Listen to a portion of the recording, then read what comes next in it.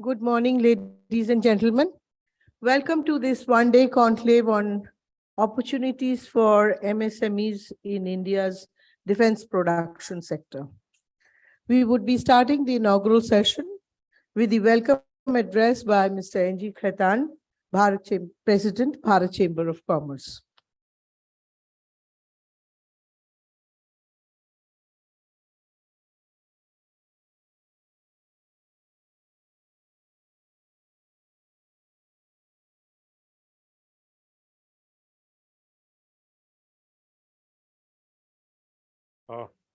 Good morning to you all. I'm a lawyer by profession, but defense is to my heart because every Indian must have the defense sector to their heart because it is because of the defense sector that we live very peacefully. And I'm very happy that Bharat Chamber of Commerce in last 3-4 years have taken a great lead on the defense sector. And this is one of the chambers of commerce in Eastern India who wants to see that the Eastern India and particularly West Bengal gets more and more involved in defense sector. With these words, I would welcome you all. In particular, I welcome Shri Bajpayee, Shri Kumar, Mr. Sharma is not here. Then we have Air Marshal Mr. Raha. Then we have Ayud Bhushan, Mr. Chakravarti. I think he's the sheet anchor because without him, this program would not have been possible. He is the sheet anchor and he makes sure that people from the people who matters in the defense industry are here today. Then we have Admiral Bose, then we have Mr. Guha, Mr. Mahendran, Mr. Upadhyay. We have the support from the respective local chambers of commerce. You may ask me that why we are having this conference in Havda, why not in Calcutta? I mean, this was one issue and I also asked them, Calcutta does not have a cluster of MSME. The cluster of MSME is in Havda and in adjoining area. And the whole purpose of having this conclave was to see that more and more MSME gets involved. And that is our object, that the MSME gets involved in defense sector. Defense sector is the most important sector today. I mean, earlier we were importing all items under the defense sector. And now the thing is that more than 50% of things are being manufactured indigenously. I had an opportunity to visit Ahmedabad in the Defense Expo. And it was like going to a new world. I mean, nobody could visualize that India has progressed so much on defense. You had aircrafts, you have guns of different nature, tanks we are manufacturing, you have drones, I mean, what not. I mean, in fact, my heart was filled with a lot of pride when I saw that exhibition. And all the credit goes to the Ministry of Defense for their support, because without their support, the industrial production would not have happened. It is their support to the chambers of commerce. It is their support to the industrial houses that the defense production has really picked up in India. First of all, it is my normal duty to extend a vote of thanks for the people who have given us all hand-holding as far as this exhibition is concerned, this conclave is concerned. So a great thanks and a hearty welcome to Shri Anurag Bajpayee, IFS Joint Secretary, Defense Industries, Production, Government of India. Then we have Mr. Praveen Kumar. I have no words to thank him. I mean, he's the Deputy Director General, Defense Offset Management Wing, Department of Defense Production, Ministry of Defense, and a real go-go man in the defense production. It was because of his initiative that he said that Bharat Chamber of Commerce must make its dent, that they exist in the world of defense ministry. I mean, unless we don't make our name, People will not know us as to how the chambers are involved in defense production. And it was because of his initiative that we have a lot of large-scale defense manufacturers like Airbus. Then we see that BAE Systems, and they're all large companies. Their representatives are here. Thank you very much, Mr. Praveen Kumar, for all your support and help. Then, our guiding force has always been Arup Bau, who have been the he has been an advisor to our, and he is the, I mean, everybody in West Bengal, everybody in India knows him. He is an Air Chief Marshal, and who doesn't know the Air Chief Marshal? I mean, most important personalities as far as the defense sector is concerned. And as I said, Rajiv Chakravarti, he's my right-hand man, and he's the chambers man. He attends all our functions and makes sure that chamber makes a mark in defense production. So many thanks to you, sir. And I would also like to welcome our panel of speakers today. Panel of speakers would be apart from Mr. Bajpai addressing us. We have some panels of speakers, Mr. Admiral Amit Bose, then we have Soumyakanti Guha, then we have Mr. Mahendran. I'm told that the slot for Mr. Bajpai has been given at 11:50. So we have to make sure that we persons who are making some presentation over on this dais, we make sure that Mr. Bajpai is with us at 11:50. Otherwise, he'll get involved with other. And let me first tell you that this is how Bharat Chamber is involved. The Bharat Chamber, this conclave is our third initiative, aligning with the scheme of the defense production for MSME. And you will be happy to note that both at the initiative of the ministry and the Ministry of Defense Production and Prospective Investment, we have been able to organize just before COVID a large exhibition for the defense production. And it was a very first exhibition for the defense production, which was, I don't have to spell out as to what are the futures for the defense production, the policy of the government of India to the defense production. Those will be addressed by the people from the defense ministry and people who are involved with this particular sector. But our defense sector, facilitating sector, operates under the tutelage of Ayush Bhushan Dr. Chakravarti, Air Chief Marshal Mr. Raha, Admiral Dr. Amit Bose. So you can understand that how strong our defense desk is. In fact, we have a defense desk in Bharat Chamber of Commerce, and we would be very happy to guide you and help you in all the MSME who are within the state of West Bengal, to connect with large industries who are in the defense production, to connect with the defense ministry. And Bharat Chamber of Commerce was one of the chambers of commerce who was invited to participate in the Defense Expo in Ahmedabad. We did participate. We had a speaking slot. Sir, you were there as one of our speakers. I am very glad that you are again here in Calcutta amongst us. I can only tell you that the chamber will do its best and will provide all support and all facilities to see that the MSME in the defense production succeeds in West Bengal. You will be happy to note that we will be having our second exhibition. We have been given an advice that we will have all support from the Ministry of Defense for this exhibition. And we have been also be given a support that, the large manufacturers from the defense sector would be participating in our second exhibition, which we intend to hold sometime in the month of March or April in Calcutta.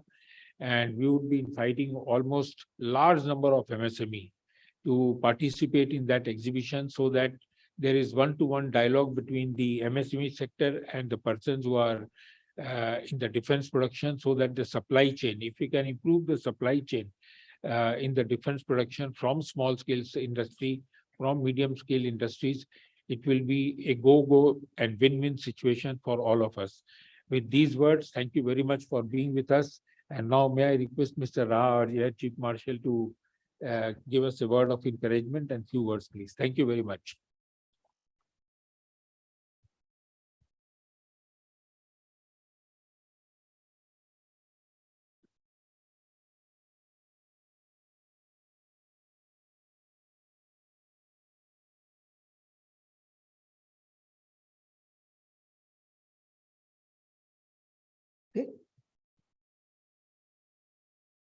Thank you. Let me convey my warm greetings to everyone present here for this conclave on transforming India's defense production sector and opportunities for MSMEs. Well, I would like to convey my special greetings to important personalities who are here, distinguished people, Shri Anurag Vajpayee from MOD, also Shri Praveen Kumar from MOD, Shri Khaitan, the President of Bharat Chamber of Commerce. We have Ayudh Bhushan, Shri Rajiv Chakraborty, and of course, other esteemed members of Bharat Chamber of Commerce, as well as Howrah Chamber of Commerce and Industry. Right, great. So that's nice. And I'm happy to participate in this state level conclave on defense industry and MSMEs to popularize the schemes of defense production amongst the MSMEs in Bengal, particularly from Howrah district. I would like to convey my appreciation to Bharat Chamber of Commerce for having made a lot of endeavor for the last 5 years or so, several years, to facilitate participation of MSMEs in defense production. And if you take an environmental scan, we'll realize that firstly, indigenization or Atmanirbharta in every field of activity, development, be it economic and otherwise, and especially in defense, has been the mantra of the nation right from the beginning since our independence to achieve actually strategic autonomy for the nation. A number of PSUs are set up, power generation, be it thermal plant, be it hydroelectric plant, steel industry, other factories, ISRO, Space Research Organization, Department of Atomic Energy, and many other organizations, including in the field of education, research, etc., medical services, IITs, IIMs, AIMS, many initiatives were taken by the government right from the beginning. And that's why I think India has made good progress. The government realized that to achieve strategic autonomy, we have to have not only the large public sector undertakings, but also create and develop technologies in strategic areas. So a lot of DRDO laboratories are set up, PSUs are set up, DPSUs, Defense Production Service, Defense Production Units are set up all across the country. And fortunately, some of the areas we have achieved success, be it space, be it atomic energy. We are amongst the topmost countries in these two domains. And even the missile technologies developed by the DRDO laboratories are also world-class. But we have failed to achieve desired standards in many other areas. And that is why we have to import a lot of critical weapon systems with state-of-the-art technologies from abroad. And that is where we have missed out and we are unable to achieve the strategic autonomy that we had actually aimed for right from the beginning. And today, China's belligerence against India and other neighbors is so very prominent that we have a huge challenge as far as national security is concerned. We had the Galwan Valley skirmish. We had the Tawang skirmish recently. That will be the nature of things in the future, and its intensity will only increase and frequency will also increase. So we have two adversarial powers, both nuclear weapons state powers. They are collusively working against India's interests. They do not want that India should rise as a power, not only in the world, even in Asia. So we have challenges to meet. So let me now tell you about the need of the hour for India in terms of the critical and strategic technologies that we need to develop. These would be build capacity in metals, development of metals. Metallurgy is one of the most important basic technology that is required for advancement in the defense or otherwise. Similarly, propulsion systems, engines. We need to build powerful engines which could operate at very high temperature zones, especially turbines, compressors, etc., and other components in the engine, as also produce a lot of thrust. So these propulsion systems are required for everything: aircraft, submarines, ships, helicopters, everywhere. Then power generation is equally important, be it thermal or be it hydroelectric, and including nuclear. Other domains like nuclear in terms of other applications, space applications, cyber applications. These domains are extremely important in today's security environment. And additionally, the requirements have come up in terms of artificial intelligence, AI, robotics, drones, swarm drones, electronics, information technology, avionics, aviation. So these are some of the sectors which are very, very critical for any nation to achieve competence and hence be strategically autonomous. And all these technologies I talked about, the high end or the state-of-the-art technologies, these are all dual-use technologies. It has application in the military as well as in the civil. So anybody, any MSME or any big company gets into this field, any specific field, they will have business both in the military domain as well as in the civil domain. Why I say that? Engines that you produce for aircraft, fighter aircraft or helicopter could be used for powering the propulsion systems of a transport aircraft or a cargo aircraft or a passenger helicopter or a cargo helicopter. Similarly, engines that you make for ships, warships, and submarines could be used for other vessels, be it cargo vessels, be it tankers, oil tankers, be it cruise ships, etc., etc. So there are so many applications of the same technology. Similarly, rockets being used for your nuclear capability, that rocket technology could be used for launching spacecraft, manned or unmanned, satellites, etc., which has application in multiple domains. So that's why I said that dual-use technology is very important, and anybody who gets into it, it will be very, very useful. Secondly, the MOD and armed forces need a lot of other materials as well for their day-to-day work, for their capabilities, etc. Like I would say, the armed forces require clothing, uniforms, shoes, leather goods.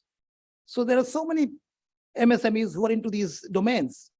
We require civil engineering for infrastructure construction, be it roads, housing, shelters, hardened shelters, runways, maneuvering areas. You know that BRO, Border Road Organization, is actually a military or engineering service from the military. And they are constructing a lot of roads, miles of roads every month across very difficult terrain like the Himalayas, etc. So there are many other applications, which would include, I would say, medicines, food articles, food supplies, logistics arrangements, vehicles, etc. So the requirement for the Ministry of Defense, for the armed forces, in terms of weapon systems and equipment is very, very large. There is place for everybody, all the MSMEs. Third point is MRO, maintenance, repair, and overhaul facilities. All the weapon systems and the equipment that the armed forces use, the government and the nation spends a lot of money to buy them. Say, a fighter aircraft costs more than 500 crores a piece. But that is one-time expenditure. The life cycle of a weapon system is 30 to 40 years, which also includes a kind of an upgrade, midlife upgrade after about 20, 25 years, so that it can be useful and operationally viable for the next another 15, 20 years. So for 4 decades, these weapon systems and equipment require maintenance, repair, and overhaul. And the money spent in the life cycle or the life cycle cost of a weapon platform is many times more than the original cost of the equipment. So if you can get into any of these domains of supporting the MRO of a weapon platform or the equipment, you have business for at least 40 years. Then the business in defense sector, as I said, is huge because we are also selling equipment abroad to foreign countries, which was a taboo earlier, but government policy has changed. No military industrial complex can survive without exporting its products. And that is what is going to happen now. I think the targets are very, very huge, running into thousands of crores to be achieved in a very short span of time. I'm sure the participation of large vendors, private sector, public sector, as well as MSMEs will be able to achieve those targets. Let me give you a brief historical perspective of Bengal's MSME. Bengal thrived in industrial production before independence and immediately after independence for another 20 years or so. But there has been a huge lull in the last 5 decades. And our capabilities, our skill levels of the MSMEs have dwindled over a period of time. And that is what requires revival. The ordnance factories headquarters is in Kolkata. I don't know if it is still in Kolkata or not. So why? Because large number of ordnance factories which supported the military with equipment, weapon systems, etc., were in Bengal or Calcutta and around. But thereafter, nothing has happened in this part of the country, the eastern region of the country. No major, PSUs have come up. No defense factories have come up, etc., etc. As a result, the MSMEs, which actually form the backbone of any industrial hub, especially defense production, has been dwindling. So there is a need for, Bengal and the eastern region to get some sort of push from the central government, the Ministry of Defense, to create a little bit of infrastructure towards defense production so the MSMEs could contribute effectively. So now I find that there is some positive development in this regard.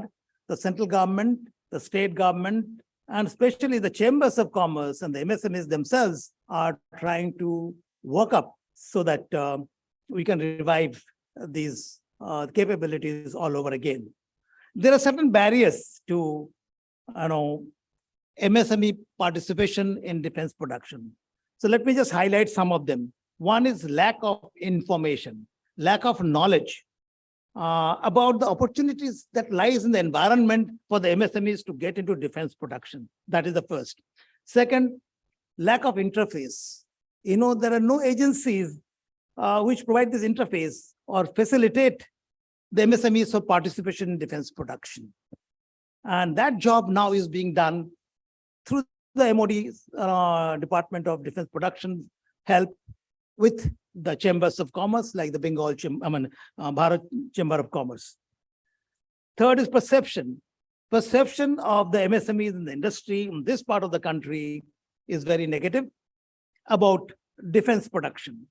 They find it very difficult to get into business, and they feel there is a lot of bureaucratic controls and a lot of delays in their item being selected, the getting the orders for production, and of course, getting the monies. Some of it is true, but some are not. Then the returns, the fourth factor, is very slow. That is the perception, and you require long-term investment, and you have limited demands. Once again, these are half truths. It may be slow. As I explained to you, if you get into this defense production, you will have business long-term for at least 3 to 4 decades. And limited demands is not true. If you can produce good quality spares and items, which is required by the industry, by the defense forces, I'm sure you'll do good business. And last point is funds. You require definitely research and development so that you have the state-of-the-art technologies to be selected to provide spares, parts, and get into business in development of weapon systems, equipment, and the MRO. You also require a lot of infrastructure for this, as also quality assurance. So there are funds required by MSME as well in this regard to remain viable in the industry. These issues are being tackled by the Ministry of Defense, and I'm sure the state government, the MSME industries, the minister, departments, as well as the chambers of commerce could be a big help in this aspect, to removing all the shortcomings. There are a lot of opportunities as well for the MSMEs. Many initiatives have been taken by the Ministry of Defense. First of all, Make in India, which is taking good shape. New DPP, Defense Procurement Policy, has many favorable clauses for the local industries, private players, especially large vendors and MSMEs for participation. Secondly, the concept of collaboration. And the concept of collaboration is very important because MSME on its own cannot really participate on its own and be an important player. After all, it's an MSME. So nowadays, the government has propounded the concept of PPP, and a private public sector participation. Second, strategic partnership, wherein large vendors, Indian vendors, can, in collaboration with OEMs, original equipment manufacturer, who are established, in these domains of defense equipment production and weapon system production, to produce something in the country. So these are the two forms of collaboration that I can see taking shape. And as I said, export of military equipment is allowed, as well as FDI, or foreign direct investment, up to I think about 100% is also being allowed in some areas. So these are all positive indicators of improvement in the environment and the opportunities that exist. Defense production, actually, government is taking a lot of initiative to set up certain belts. It's called the corridors. One has been set up in Tamil Nadu. The other is being set up or has been set up in Maharashtra, UP area, wherein government is giving a lot of subsidies and trying to invest up to about 700,000 crores in these areas. So the MSMEs are already playing an important role. Unfortunately, not the ones in this district or in Bengal or in the eastern region, but MSMEs are being outsourced to produce spares, equipment, etc. for main projects. So not only the defense services are outsourcing a lot of work to the MSMEs, wherever they have those MRO facilities, the DRDO, the dockyards, and other agencies are also outsourcing a lot of work to the MSMEs. The ancillary industry has flourished with the MSMEs participating in all these hubs where defense production is taking place in large scale, be it Bangalore, Hyderabad, Pune, Nasik, Chennai, and many other areas. Basically, southern India and western India, nothing much in eastern part of the country. So I think all the MSMEs in this part of the country, in Eastern region, be it this district of Howrah, where you have certain capabilities and capacities and skill levels, you all need to go and see these, ancillary industry hubs related to defense production. You will realize what sort of work they are doing, what sort of work they are getting, what you need to develop further to get into this business of defense production. And these visits will be extremely important and very enlightening.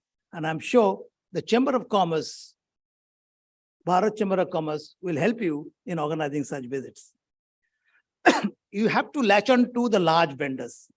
We have large vendors in the public sector as well as private sector. In private sector, you have the Tatas, L&T, Mahindras, etc. So unless we do that, it will be very difficult to survive on one's own. To conclude, ladies and gentlemen, let me congratulate the MOD and DP and West Bengal government and the BCC and the HCCI for organizing this state level conclave.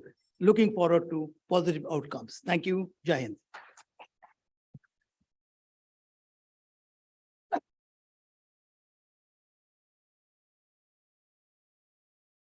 Thank you, Air Chief, for that excellent overview on the opportunities for MSMEs to participate in defense production. The Chamber would always like to support MSMEs in whatever way they would like and guide them for an entry into the defense sector. Our next speaker was Mr. Sitaram Sharma. Unfortunately, he is suddenly indisposed and he cannot make it.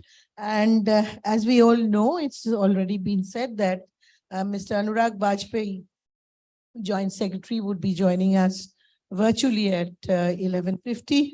So without wasting any more time, let's move on and listen to Mr. Bajpayee. Welcome, Mr. Bajpayee.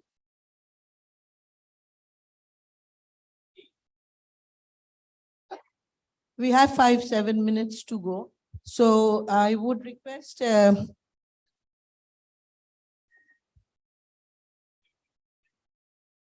think if Dr. Chakravarti, Ayush Bhushan Chakravarti agrees, he could just speak for 5 or 7 minutes on the industry perspectives.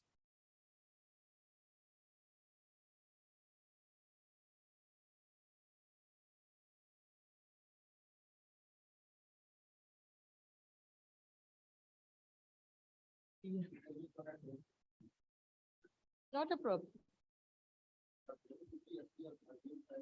No problem. As soon as he joins, Dr. Chakravarti can stop.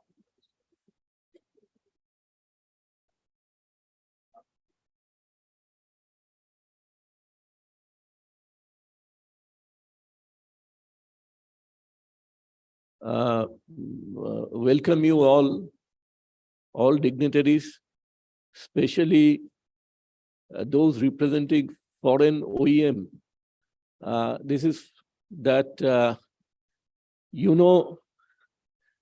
Dominic Lapierre, the great novelist, has written a book, City of Joy.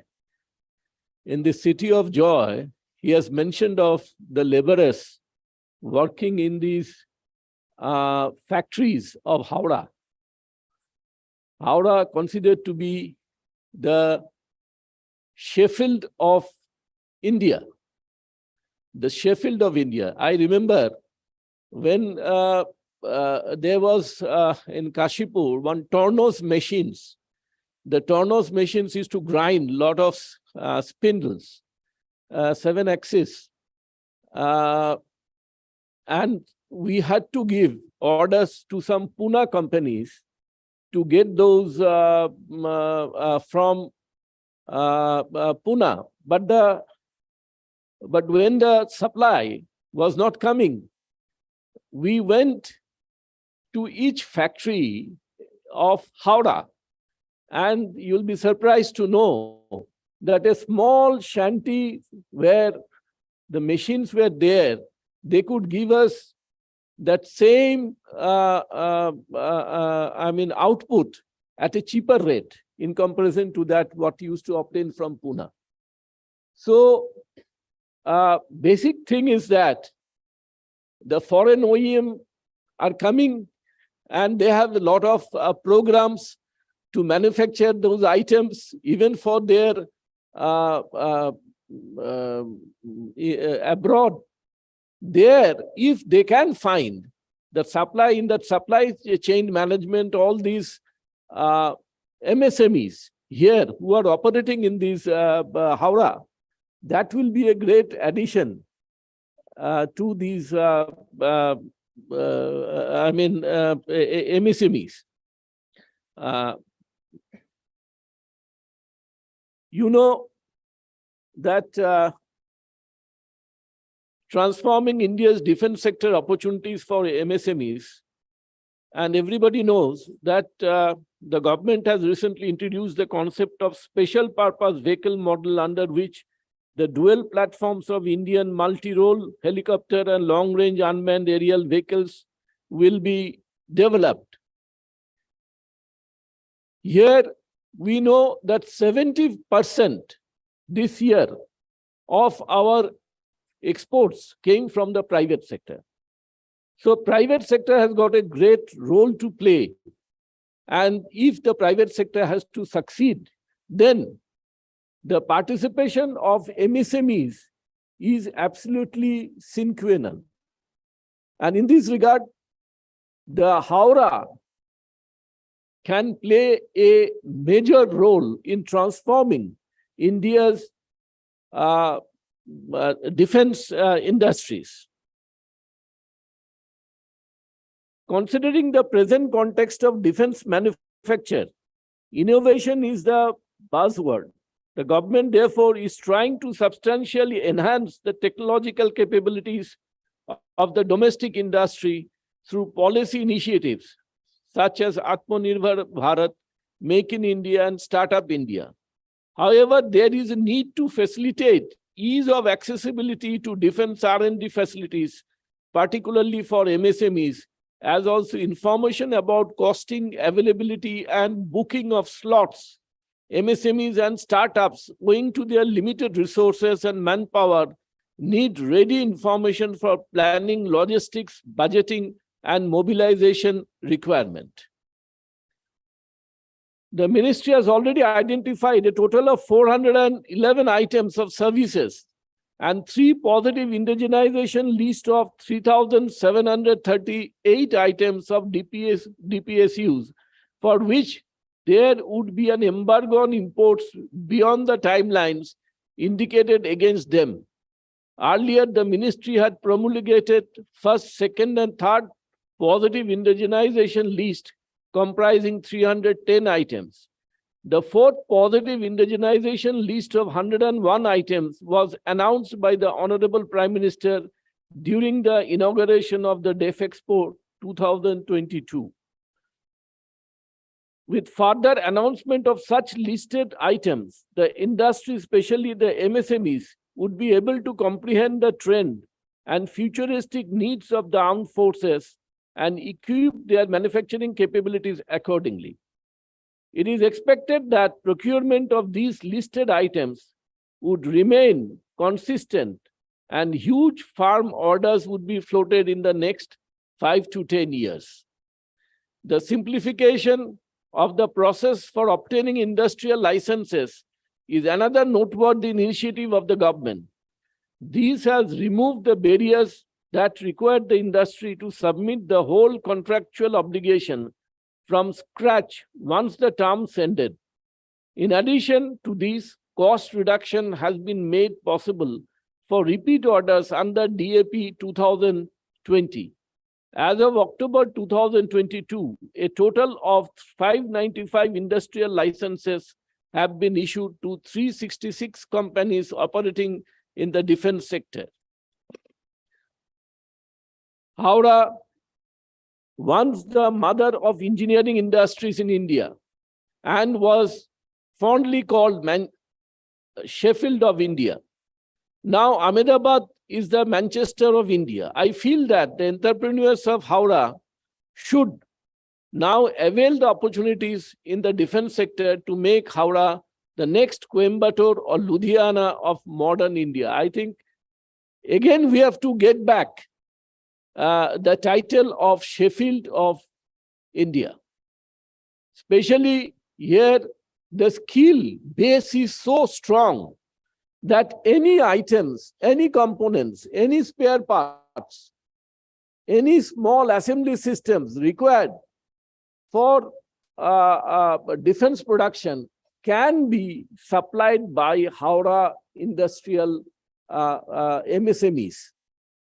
The skill is important. Sometimes with the old machines, they can churn out the best of the components whose performance can be matched with the best in the world. I remember that the defense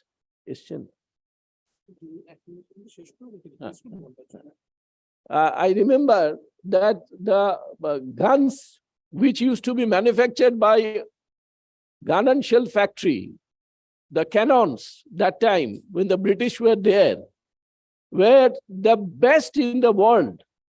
And that has been certified by none other than the Britishers in India as well as in UK. And they used the cannons manufactured by Kashipur to award it to the Ranjit Singh. So in the Ranjit Singh personal possession, the cannons of Kashipur made are still there. The skill base of these area, which used to comprise once the undivided Bengal, Bihar, and Orissa, used to provide the best of the engineering skills in India and to the world. I would like to now conclude for now, is because we are eager to hear Mr. Bajpai from Delhi. Thank you.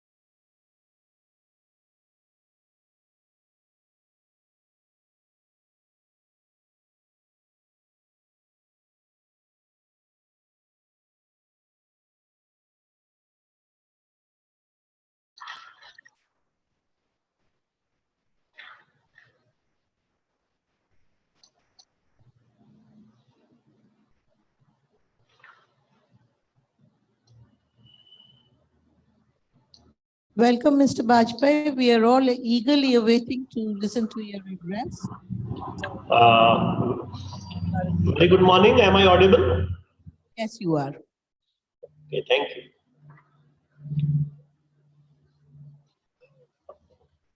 Air Chief Marshal Arup Rahaji, Mr. N.G. Khetan, President, Bharat Chamber of Commerce, Shri Sitaram Sharma, my colleague Praveen Kumar, DDG, DOMW, Shri Ayush Bhushan, ladies and gentlemen. I'm really happy to be part of this webinar or seminar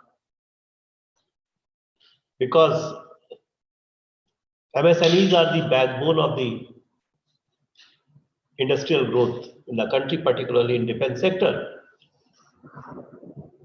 And the number, how it has risen over the period of time in the last 3-4 years,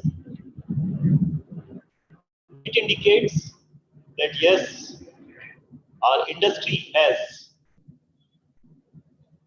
the capability, they have interest, they have enthusiasm. The only thing which is required, that is the support, the facilitation by the government.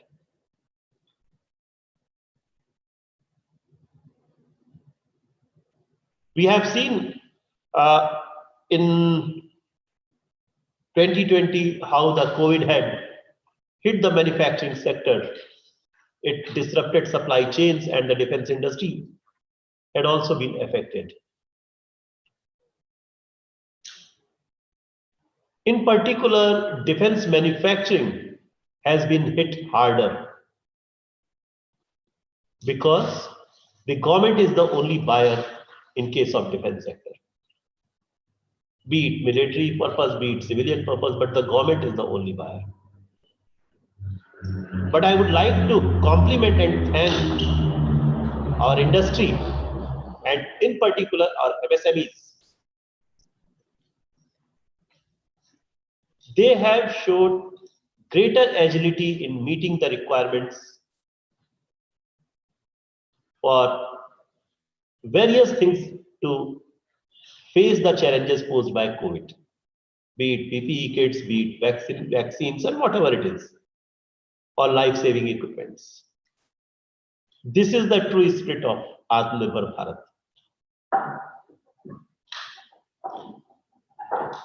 Indian economy has demonstrated a strong V-shaped post-COVID recovery. The government has undertaken major structural reforms to boost the long-term outlook of the economy.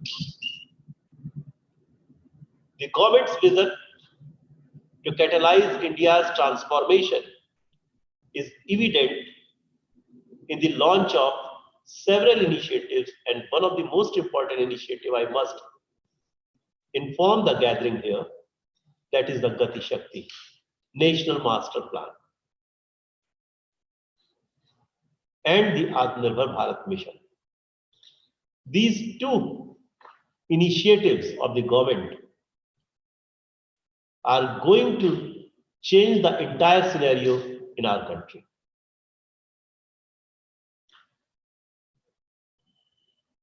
We are aware that the key to this faster economic recovery has been made possible due to massive COVID vaccination drive launched by the Government of India under the dynamic leadership of our Honorable Prime Minister.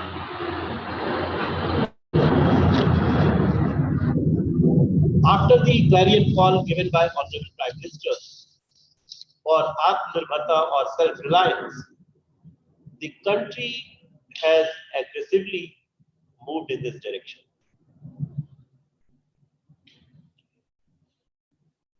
Many reforms have been brought.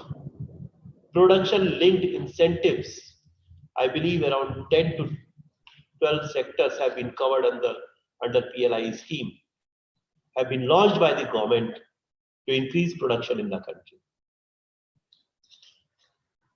In defense sector also, many positive indigenization by the Department of Military Affairs, by the Department of Defense Production have been launched for parts, components, systems, subsystems, platforms, weapon system, equipments. Various things have been launched, and government has also indicated a date against each item beyond which there will be no import. So this is an opportunity for our industry to show their caliber, to show their capability.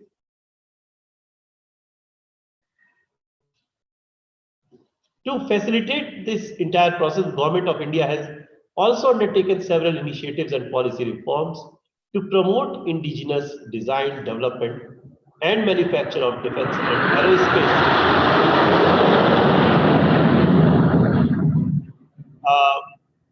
There is some sound because of this rehearsal for Republic Day is going on, so we have to bear with it.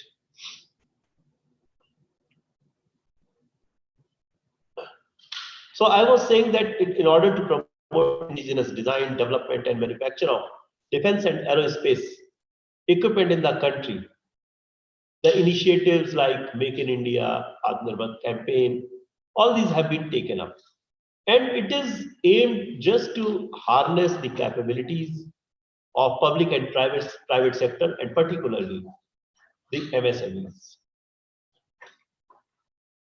I don't know whether you all are aware or not, but the India's defense production, which we are capturing right now. 5 years back, it was 74,000 crore per annum. In the 5 years, we have gone up to the 95,000 crore. It means in the last 5 years, our defense sector has grown up by almost 22,000 crores.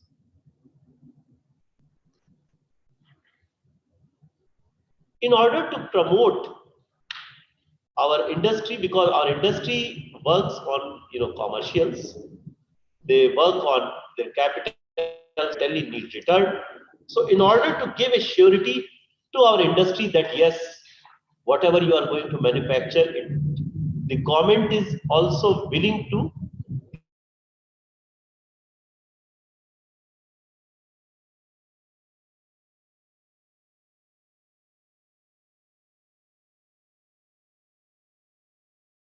budget for procurement from the domestic sources.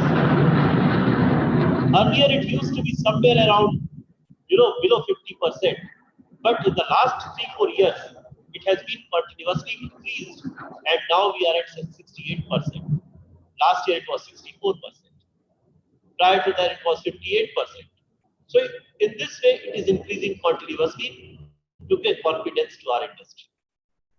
Moreover, our various MSMEs or startups or industries are also interested in undertaking, because defense is a niche sector.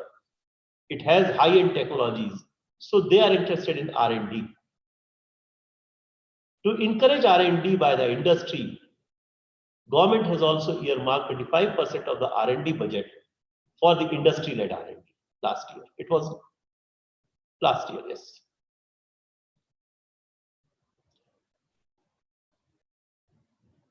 We know, as at the beginning I have mentioned, that it is monopoly. Government is the only buyer in defense sector. So the export becomes an important area where we need to work. Because industry has to sustain its commercials, industry has to sell its products. So in order to facilitate the export, I think in defense sector, it is the easiest standard operating procedures which we have adopted for promoting defense exports. And the complete system is online. No manual intervention right from the application up to the issue of export authorization. And we also try to stick to the timelines. For the parts and components, it is 15 days only maximum, which earlier used to be more than 3-4 months. And in case of systems or equipments, it is 1 month only. And we try to stick to it. And we achieved it also in the last 3 years. Our target for defense exports, as we know, it is by 2024-25, we have to reach to the level of rupees 35,000 crore. In 2000, if we see our efforts in 2016-17, we were somewhere around 1,500 crore only. But in the last 5 years, we have gone up by 8 times, and we have already reached to the level of 13,000 crore. So there is a growth. And there is no doubt about that. It is only our industry, our MSMEs who are exporting it, which was not there earlier. We have also issued licenses, defense manufacturing licenses, and the growth of issue of defense licenses in the last 5-6 years is tremendous. Altogether, about 595 defense licenses have been issued to the industry, and these are being facilitated by Ministry of Defense, because licenses are being issued by Ministry of Home Affairs or Ministry or Department DPIIT. So, but in between, in the loop that Ministry of Defense is there, and we facilitate it.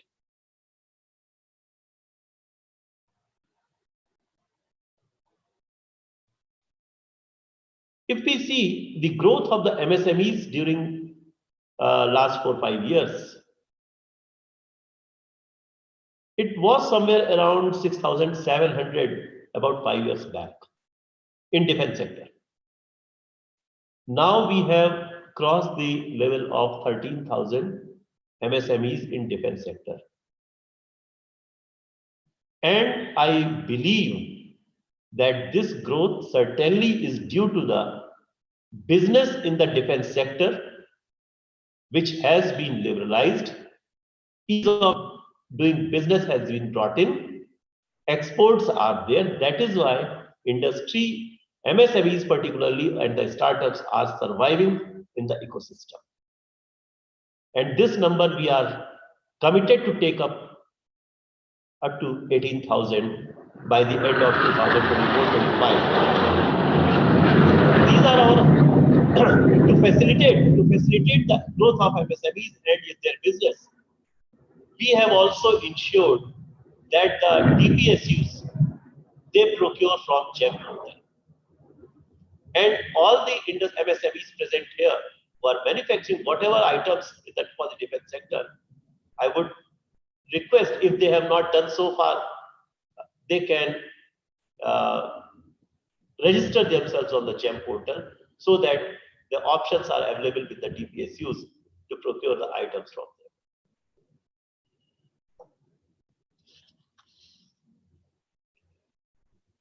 We regularly conduct outreach program in various parts of the country at the state level, at the city level or district level, whatever it is. But we do conduct every year. We are conducting many outreach programs, and this is one of them. And I'm really thankful to Bharat Chamber of Commerce to organize this seminar on behalf of Government of India.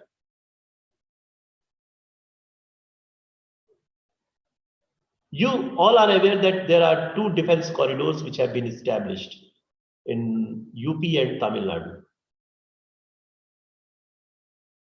The state governments, both the state governments have brought their aerospace and defense policies, which provide various relaxations, be it tax exemption, be it state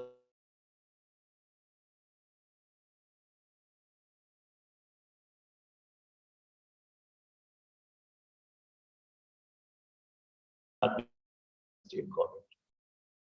So there is an opportunity for the MSME sector particularly that they can, integrate themselves with the Indian OEMs like DPSUs and the foreign OEMs who are likely to get established in these defense corridors.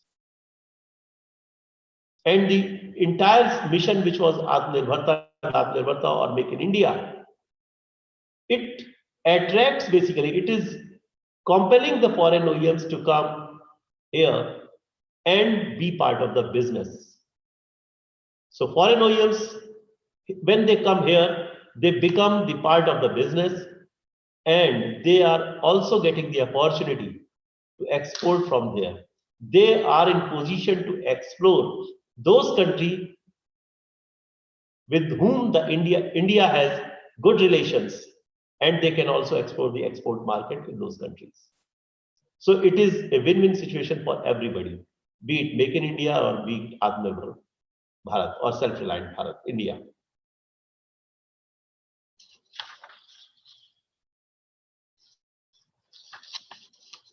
To give a visibility to the MSMEs or startups or industry, that what kind of items are required by the defense OEMs. A Srijan portal, I believe you all are aware, and so far 25,000, more than 25,000 items are listed there, where the industry can show the interest and they can start developing the setup for the manufacturing, and they can manufacture. And they can also tie up with the DPSUs, because the DPSUs will be curating the entire development. To promote the startup ecosystem, we all are aware that Government of India has launched Innovation for Defense Excellence, IDEX framework, where at present more than 6,000 startups are linked. Against the challenges projected by IDEX, so far more than 200 contracts have already been signed. And I am happy to inform the gathering that to facilitate procurement from these startups and to give a confidence to the startups, because they are new in the market, they work on low working capital. So a policy reform has been brought in the defense acquisition procedure. And within a period of 2-3 years, 14 startups have got AON for their prototypes by these services, because that amendment has been brought in defense acquisition procedure. So that the entire atmosphere is for facilitation of our industry. The government is trying to bring the conducive regime for the growth of our industry, for MSMEs, for the startups. And that is happening also. The earmarking of a dedicated budget for each sector is also indication of the government's commitment. In order to promote the export of our MSMEs or industry or the startups, we are holding webinars with friendly foreign countries. In the last 2 years, we have held the webinars with 34 friendly foreign countries with the help of our industry associations only. In addition to it, whenever a delegation, whenever an official delegation goes from the Ministry of Defense, we take industry along with us. And we identify the industries who go in the delegation with the help of industry associations only, SIDM, FICCI, like that. So they go, and then we facilitate that their products can be marketed there, and when we go, it is at government level, so it becomes easier for the that government, particularly in that country, that they absorb all the things properly and they understand the product, and then it becomes easier for transaction or the business of a particular industry. So these are the few things which I wanted to highlight for the information of the industry present here. And there are many things which we are already working. We are trying to bring ease of doing business further, be it in export or be it in manufacturing sector. With these words, I would like to thank you all for patient hearing. Thank you very much. Jai Hind.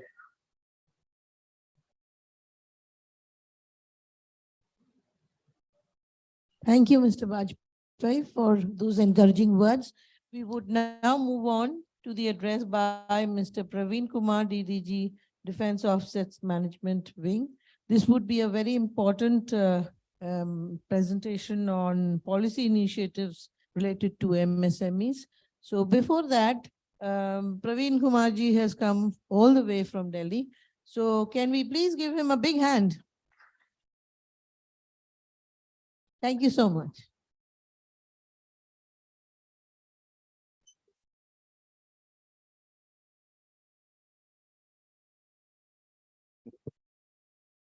Am I audible? Yeah, good morning, everyone. Respected Shri Anurag Bajpai Sir, JSDIP, and Chief Guest of this MSME Conclave, eminent speakers, distinguished audience, friends from the Indian defense industry and the foreign OEMs. It is my great privilege to address this distinguished gathering in the MSME Conclave being organized by the Bharat Chambers of Commerce. In his keynote address, Anurag Bajpai Sir has already spelled out the key policy initiatives and the procedural reforms introduced by the Ministry of Defense to develop the Indian defense industry, particularly the MSMEs in the defense sector. I would be elaborating, elucidating, supplementing some of those key issues and points. First of all, why at all this MSME conclave? We need to understand the rationale, the objective behind MSME conclaves, which are being organized by MOD DDP through the industry associations at the national level and at the state level. The objective of these conclaves is to sensitize the Indian defense industry, particularly the MSMEs, towards the policies, procedures, philosophy of the Ministry of Defense, towards strengthening the domestic defense ecosystem by developing the Indian defense industry, particularly the MSMEs, who are the shining stars of the defense ecosystem. Now, how do we intend to achieve this? This is through a triad of philosophy, policy, procedures. The philosophy is Make in India, Atmanirbhar Bharat clarion call given by the Honorable Prime Minister. The policy is the defense acquisition procedure, which includes the defense offset policy. The procedure is ease of doing business. So we intend to achieve our objectives through this triad. Now let's go one by one. When we talk of policy, first let's come to the defense acquisition procedure 2020. Now, if you see the defense acquisition procedure 2020, or for that matter, the earlier defense procurement procedure 2016, the cornerstone of the capital acquisition policy is Make in India, self-reliance. That's why you see, if you see the categories of acquisition in the decreasing order, in its buy global is last. That means when you can't source a defense platform or an equipment or a weapon system indigenously from domestic sources, then only you go for imports. For the last 2 years, 3 years or so, the acceptance of necessity is the first stage of capital acquisition. You find almost all the acceptance of necessity is for the capital acquisitions through the Make India categories. That is Buy Indian IDDM, Buy Indian, Make procedures, not through Buy Global. Now that has become a thing of the past. Simply you see the defense offset guidelines, which is one of the appendices of the defense procurement procedure, which has now been reclassified as the defense acquisition procedure in 2020. And the key objective of the defense offset guidelines or the defense offset policy is to leverage capital acquisitions and technology to develop Indian defense industry. In the defense offsets, there are more than 50 offset contracts which have been signed between the Ministry of Defense and the foreign OEMs during the last 12 to 13 years. And in these more than 50 offset contracts, the contracted obligations are more than, more than 13 billion US dollars. That works out to be more than 1 lakh crore. Out of that, about 40 to 45% has already been discharged. Still about 50,000 crores to be discharged, say, over the next 10 years.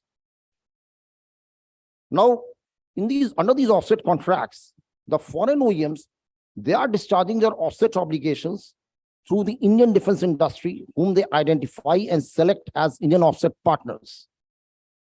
They submit the proposal, the evaluation is done by the ministry, and the approvals are given. So, say in the last 10 years or so, about 50,000 crores of orders have flown under offsets itself from the foreign OEMs to the Indian defense industry. Some of the major foreign OEM reps, like my friends from BAE System, from Airbus, from Safran, they're all very big global players. They are present here. Others couldn't come because, they had their own engagements, a lot of activities going on in Delhi, so they couldn't make it. Next time, whenever conclave is held here, they have assured that they'll definitely come here. So basically, you see, they are working all through the Indian defense industry. They are sourcing important products, important services from the Indian defense industry under offsets. Now you come to the procedures. when we talk of procedures or for the matter of policy itself, now I'll combine the policy and procedures both so that you can understand the impact which is having in every area. Now let's go on exports. Now, as Bajpayee sir mentioned in his address, that our exports have gone 8 times, increased by 8 times during the last few years. And it is all because of the policy initiatives of the Ministry of Defense, Government of India. We are having webinars with friendly foreign countries. 34 webinars have been held till date.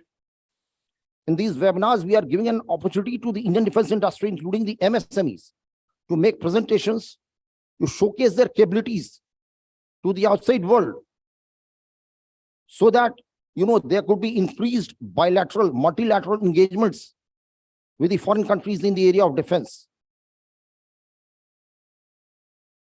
As far as procedure is concerned, the DefExim portal, where export authorizations are all online, and where it used to take months, now it's taking only a few days. Similarly, for offsets, we introduced a defense offset portal on 1st May 2019.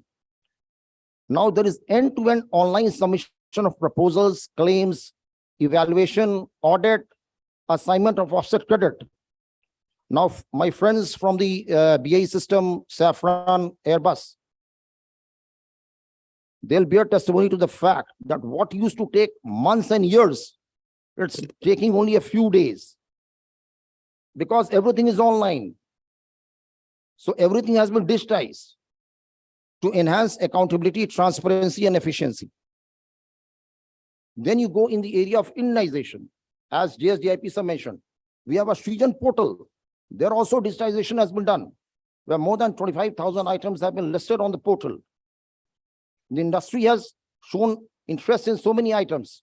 More than 3,000 items have been Indianized. 3 positive Indianization lists have been promulgated by the Ministry of Defense.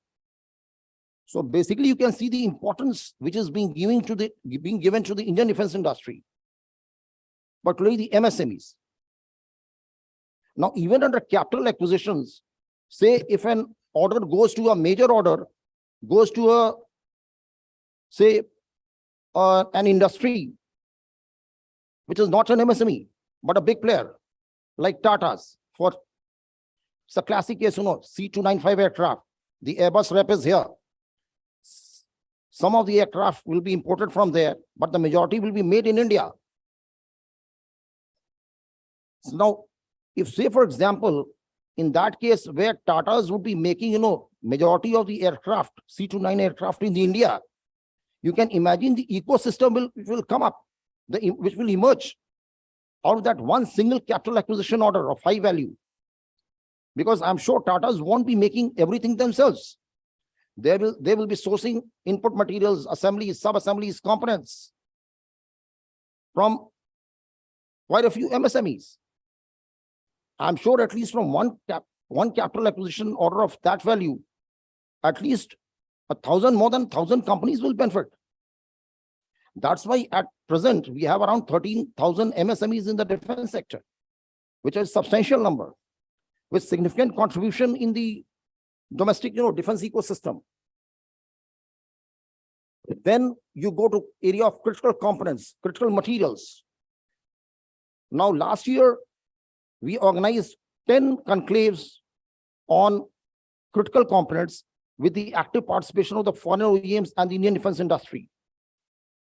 On an analysis carried out by DDP, we found that almost 1,000 critical components worth 10,000 crores. That is based on the data which we got from the DPSU. That doesn't include the data of the private sector, are being imported every year. So we impressed upon all the stakeholders the need to indigenize those critical components. Because unless you indianize the critical components, what relevance would it have, for a platform, an India's platform with imported critical components, critical materials? It's just like I mentioned in one of the earlier conclaves. It's like, wearing a domestic shirt, a domestically manufactured shirt with an imported button. So everything has to be aligned. Similarly, critical materials. I was member of one of the task forces headed by DUD and ASDP, and the critical material task force has already submitted the report to the government during the last DEF Expo at Gandhinagar. There are also thousands of crores worth critical materials being imported. Although we have very good manufacturers of those critical materials in the country, but because of some issues related to equivalent material, related to quality assurance, I mean, the domestic manufacturers are not getting the due. So the task force has given some very good recommendations. I'm sure the government will take a call, and that will get converted into policy decisions, actionable points very soon.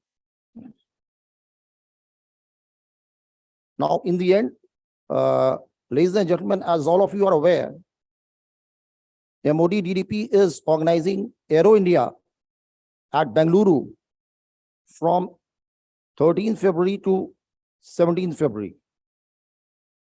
So on behalf of Ministry of Defense, I extend a warm welcome, hearty invitation to all the defense industry, including those who are in West Bengal, particularly the MSMEs, to actively participate in the Aero India. And also defense exhibitions which are organized by the Ministry of Defense. There you will get an opportunity to interact with the foreign OEMs, with the foreign, not only the foreign defense industry, with the foreign ministry defense officials, with the major players in the defense in the country who are located in the other regions. So that will give you ample opportunity for bilateral and multilateral engagements. We are providing platform to all the industry players. It is for you to seize that opportunity and make the most of it. I would like to inform all of you that apart from these, conclaves and webinars, we are also organizing region-wise interactive session of the foreign OEMs with the Indian defense companies. For the northern group at Delhi, for the western group at Mumbai, and for the southern group, Hyderabad, Bengaluru. So I would request all of you to please participate in those interactive sessions. My friends from Safran, BAE System, Airbus, all those who are here, they participated in those sessions. There the foreign OEMs will tell you that what are the parameters they are looking in your company for identifying and selecting you as an Indian offset partner. Because the objective is not only to become their Indian offset partner, you have to get integrated into the global supply chain. Because offsets is only a short-term, strategy. Once the contract is contract specific. But the picture is larger than that. You have to get integrated into a global supply chain so that when they are getting orders from the other countries, they can source product services from you. Then there is the area of FDI. As all of you are aware, the government of India has liberalized the FDI policy in the defense sector.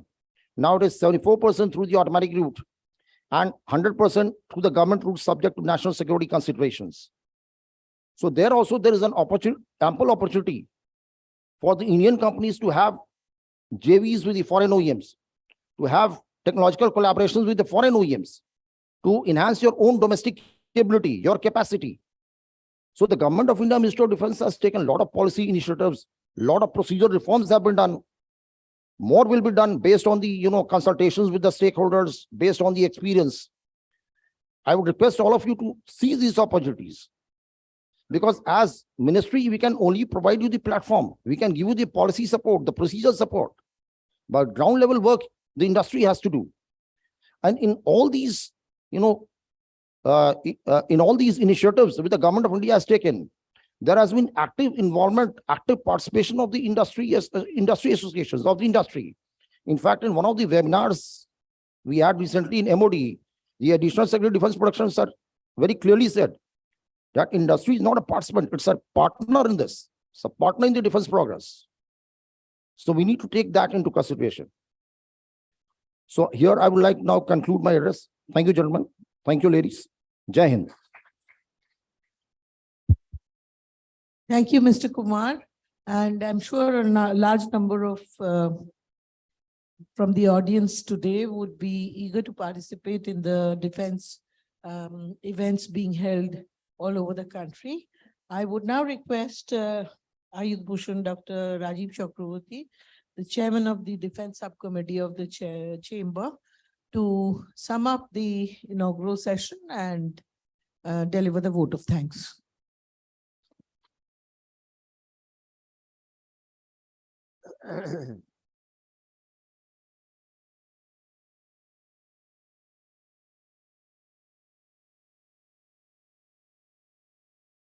It was great to hear Mr. Bajpai and my brother Praveen Kumar from Ministry of Defense about the opportunities available to the MSMEs. You see, as we have seen and know that Howrah is the hub of MSMEs in India. It was, in fact, during British period, huge development of steel and non-ferrous industries in and around Howrah led to mushrooming of mechanical engineering industries, so much so that it came to be regarded as the Sheffield of India. They formed the backbone of supplies of foundry and casting items to the 4 oldest ordnance factories of West Bengal and to other ordnance factories spread all over India. As you know, the ordnance factories which came up in Bengal were the oldest in the Southeast Asian countries and regarded as the precursor of industrial revolution in Southeast Asia. At present, one finds along the Belilius Road of Howrah, broken skeleton of old foundry and casting factories, as well as lots of closed machine work sheds. The minuscule industries which have survived the vagaries of time are now gasping for breath. It was therefore very timely for Times of India to publish a story in their 20th September 21 edition with the caption, "Sheffield of India dying an untimely death." Sheffield of India dying an untimely death. At a time when the Sheffield of India is dying for supporting the by supporting the Bharat Chamber in selecting Howrah as the venue of the one-day conclave on transforming India's defense sector opportunities for MSMEs, Ministry of Defense Government of India has reposed its confidence on the industries of Bengal and Howrah in particular in their capability to support our Honorable Prime Minister's dream of achieving Atmanirbharta in defense production. Hence, at the outset, I would like to thank MOD Government of India for their unstinted support to the Chamber in making MSMEs of Eastern India in general and that of Howrah in particular aware of the opportunities available to them in sharing the growing pie of defense industries market in India by ensuring their place in the supply chain, management of components and stores of the large DPSUs, private sector defense industries, and also of foreign OEMs. In fact, MSMEs have got an enabling environment now. What are the enabling environment that we will discuss details in the second session. as Mr. Praveen Kumar has said, that Ministry of Defense can give a platform, but the groundwork has to be done by the industries themselves. So the industry, especially the MSMEs of the Howrah and that of the Bengal, has to come forward in this regard, and for which the major players in the private sector as well as the foreign OEMs will come forward to handhold them. And in this regard, Bharat Chamber is proposing to organize a big exhibition, defense exhibition and a seminar sometime at the end of March and April to showcase the items which can be manufactured by our MSMEs. This Howrah is considered to be the backbone of Indian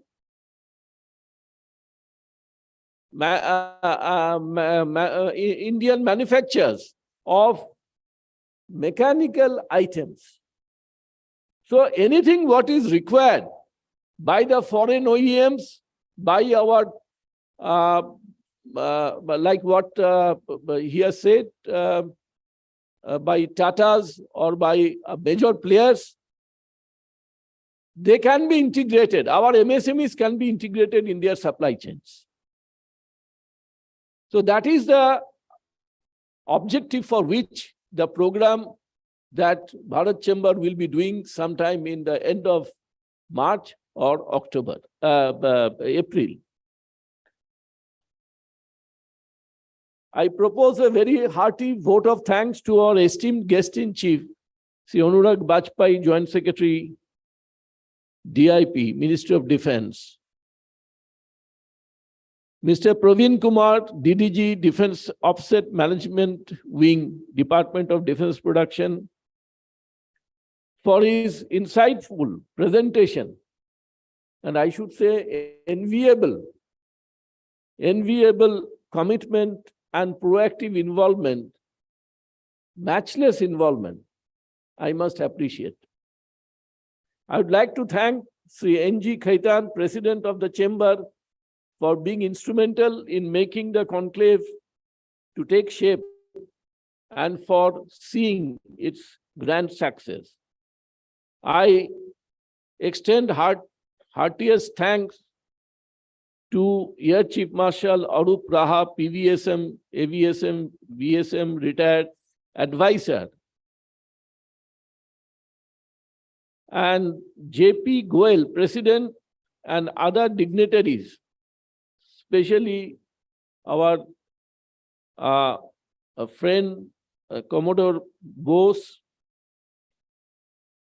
and other friends, dignitaries from the governing body of Howrah Chamber of Commerce and Industry, for being a part of Conclave as a supporting organization. I would also like to thank all the valued guests from the Indian DPSUs and foreign OEMs for their participation.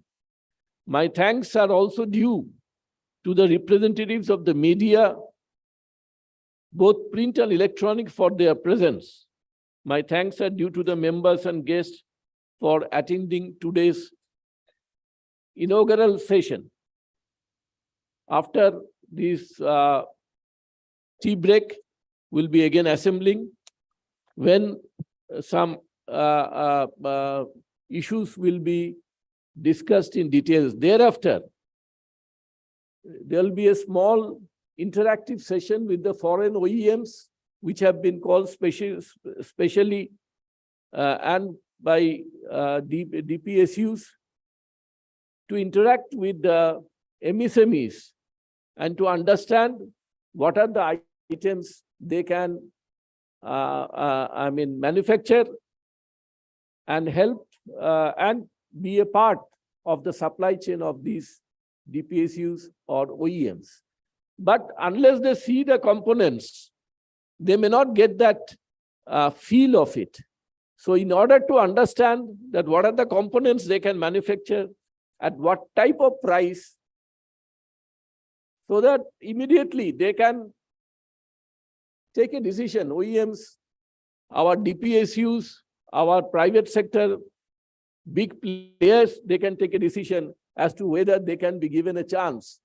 And if that is so, it will be the greatest contribution of Bharat Chamber in making and of a new India, and especially to bring that glory to all the MSMEs of Howrah and Bengal. As you know, USA has recently decided to use the jute bags instead of the polythene bags, eco-friendly bags. So it heralds a revival of jute industry in Bengal, the change in economy of Bengal. So I am very optimist that with such endeavors of Ministry of Defense and the Chamber of Commerce in handholding MSMEs to make them a part of the supply chain of all these big players would lead to the revival of MSMEs in Bengal and that of the Eastern region. Thank you. Thank you all.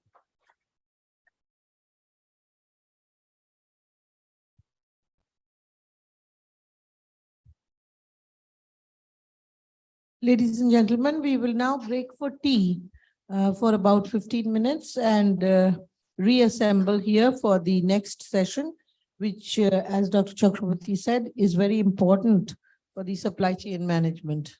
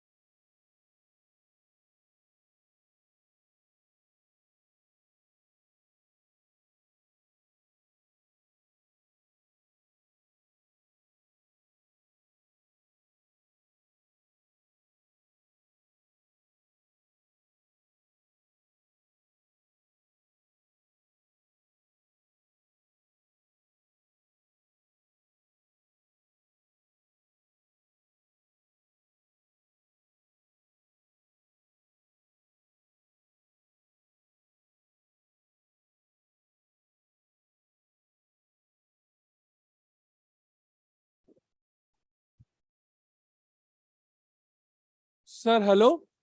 About to start our next session, so I request you all to please take your seat.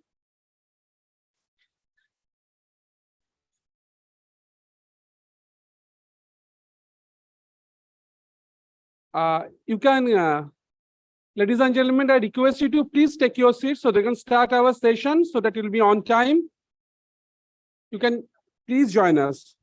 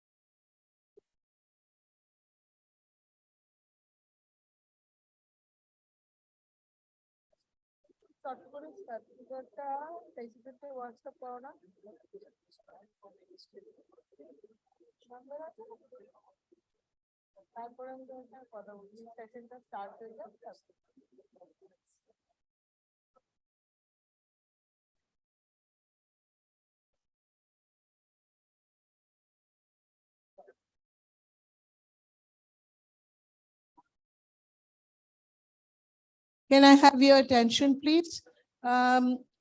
Audience is please requested to take your seat so that we can start the technical session and the lunch is not delayed. The chairman of this session is Mr. Naresh Pachesia, Senior Vice President of Bharat Chamber of Commerce. Mr. Pachesia, I would request you to please take the chair and initiate the discussions for this session.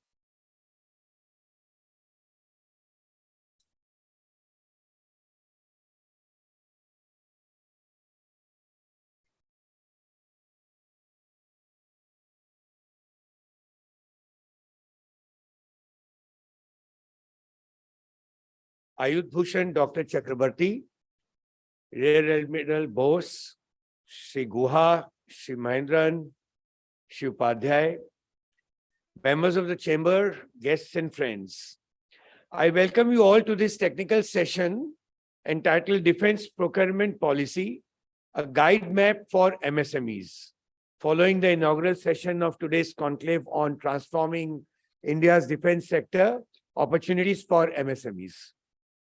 It is indeed a matter of great encouragement to witness the active, wholehearted participation at today's event. We have representations from foreign OEMs like Safran, BAE Systems, and Airbus, representatives from DPSUs other than GRSE and Hindustan Aeronautics Limited, like Gliders India Limited and Bharat Electronics Limited, are also here. I believe that this conclave will be a great platform for interaction amongst stakeholders. For example, representatives from All India Rubber Industries Association, Eastern Region, would definitely share their interest with the representatives from Gliders India for supplying key products. I would request Ayush Bhushan Dr. Rajiv Chakravarti, IOFS, retired, Chairman of the Defense Subcommittee of Bharat Chamber, to elaborate on the challenges and opportunities for the MSMEs in West Bengal in defense production in his address on opportunities available to MSMEs in making India Atmanirbhar in defense production. I am confident that our participants would greatly benefit from the deliberations on the defense startups and connecting with Indian industry to be addressed by Rear Admiral Amit Bose, VSM retired, member Defense Subcommittee, given the importance of startups in the context of military-industrial landscape. From the DPSUs, Sri Soumya Kanti Guha, Additional General Manager, Customer Service, Hindustan Aeronautics Limited, Barakpur Division, would be explaining the opportunities for the MSMEs in MRO activities and the hand-holding support they can obtain from HAL. Shri M. Mahindran, Senior Manager, Vendor Development, Garden Reach Shipbuilders and Engineers Limited, would enlighten us on the process of registration and procurement through IDM and Srijan portals, which is currently the most active one-stop online portal that provides access to the vendors to take up items that can be indigenized. The session would conclude with remarks from Sri Santosh Kumar Upadhyay, Secretary General, Howrah Chamber of Commerce and Industry. With these words, may I request Dr. Chakravarti to commence his address. Dr. Chakravarti.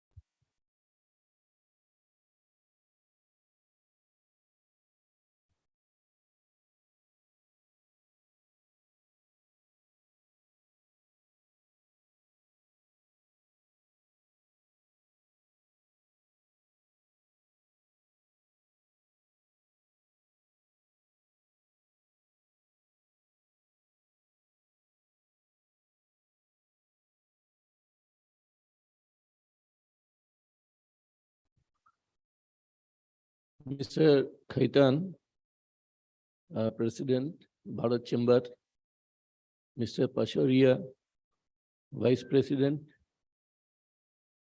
all dignitaries. We are running late, but then we will tell in a very manageable way that what are the opportunities available to MSMEs to be a part of the entire defense ecosystem in the matter of defense production. You see, DPP, I mean, these are the terms which many of the MSMEs may not be understanding. DPP, Defense Procurement Policy,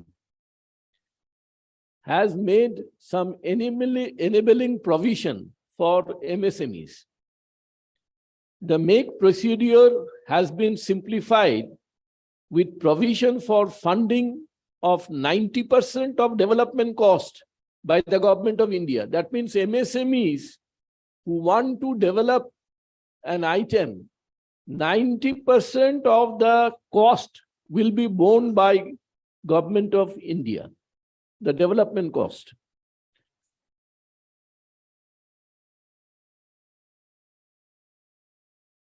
The 90% of development cost by the government of India, of Indian industry, and reserving government funded make one projects not exceeding development cost of rupees 10 crores and procurement cost of rupees 50 crore per year for MSMEs.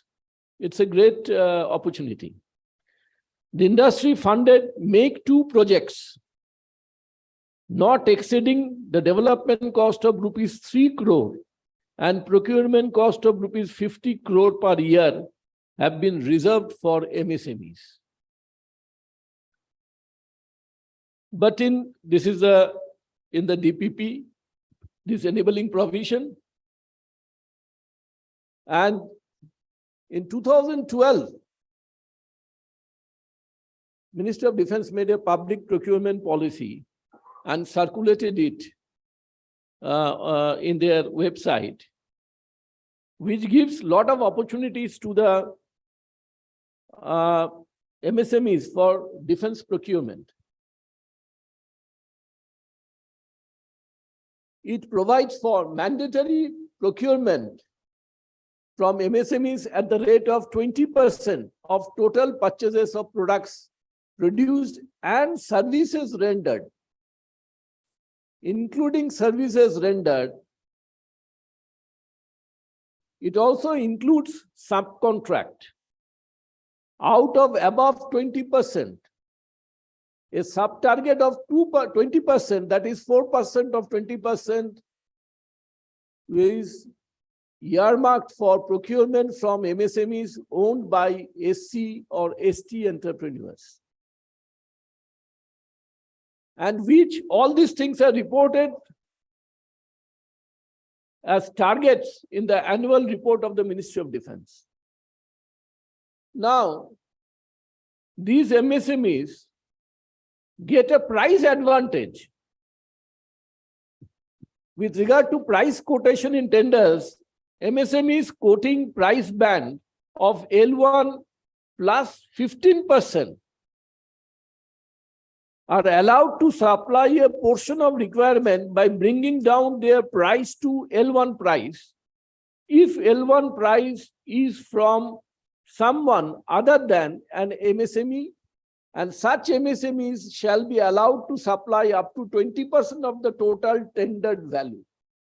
It is another great opportunity. That means in a tender, when they participate, if the price, what they have quoted, is within 15% of the L1 price, then they get an assured order of supply of 20% of total tendered value.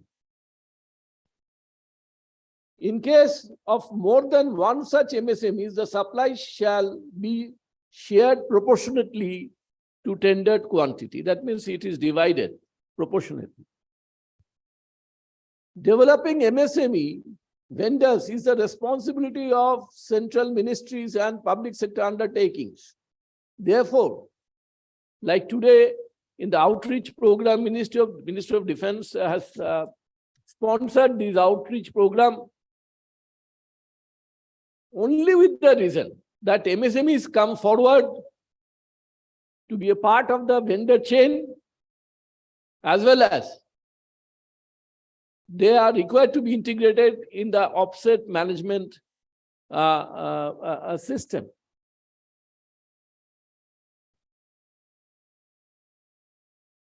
That is why ministries have been told to upload in their website the annual plan for procurement from the MSMEs. Now, this for the defense, what is important is that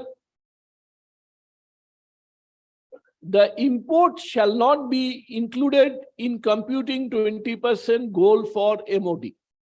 That is a special provision for those MSMEs who want to participate in the defense production. That means that when the 20% will be calculated, the import will not be included. Weapon system, however, weapon system, missiles, etc., will remain out of purview of such policy of reservation. And with regard to the defense production, the entire responsibility for monitoring remains with Ministry of Defense. And for removal of difficulties in implementing the policy clarification will be furnished by Ministry of MSME through suitable press release, which would be kept on public domain.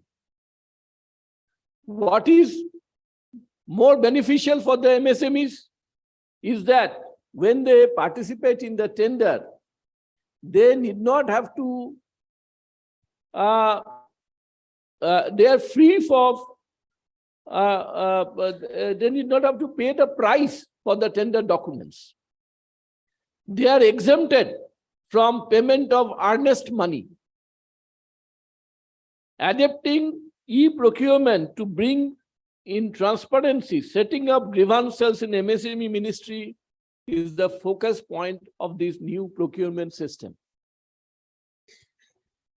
These MSMEs have therefore been given lot of advantages to participate in the defense production goal. Now, this is, I'm talking of this order is of 2012. Now, how far we have progressed? I hope Ministry of Defense has done some exercise to find out how far we have progressed in the matter of development of MSMEs and disbursal of the offset provision in this regard. As you know, that even though 70% of the export has come from the private sector last year, but still India is one of the first 5 importers of defense equipments. So we have long years to go. Our target is by 2025, we should the private sector and the defense industry should make a turnover of 1.75 lakh crores and export of 35,000 crores, which has been revised to 40,000 crores in the DefExpo 22. So if we have to do these 40,000 crores of export by 2025, the focus falls on DDP, especially the offset management cell of DDP, to ensure that our MSMEs get integrated into this offset management. And I'm sure the Defense Ministry has already taken a program in doing so. In this regard, I should say that a lot of development has taken place. You see, in June 2020, Megha Engineering Infrastructure Limited, Hyderabad, which is already a global conglomerate having a presence in 20 countries, has obtained a license from DIPP to produce weapons, vehicles, ancillaries, and arms with a capital outlay of 500 crores at various stages. It is already in defense electronics. It is an unlisted company. Electronics and communication business. It is manufacturing jammers, EW shelters, antennas, electronic warfare, containers, radars, etc. The Adanis in October 20, through their subsidiary, has brought 51% in Gwalior-based PLR system, which makes small arms. Adani has got a great presence in the defense. Similarly, Mahindra and Mahindra Defense is there. They are manufacturing a lot of items and selling, supplying to even to gun and shell factory, Kashipur, and other factories of Bengal and other establishments. Now, what is more important is the Nagpur based in October 20. You see, in 20 itself, there are so many developments. Nagpur based Solar Industries Division Economic Explosives Limited has received an order from MOD to supply 10 lakhs modern hand grenades for Indian Army with the delivery spread of 2 years for a capital contract of rupees 409 crore. And you'll be surprised to know, with this order, they have also secured another big orders, as we come to know, of more than 600 crores from Army of Philippines. So it is a great addition in the private participation of the defense in the defense manufacture. Now, MOD, you see, in the manufacture in the of these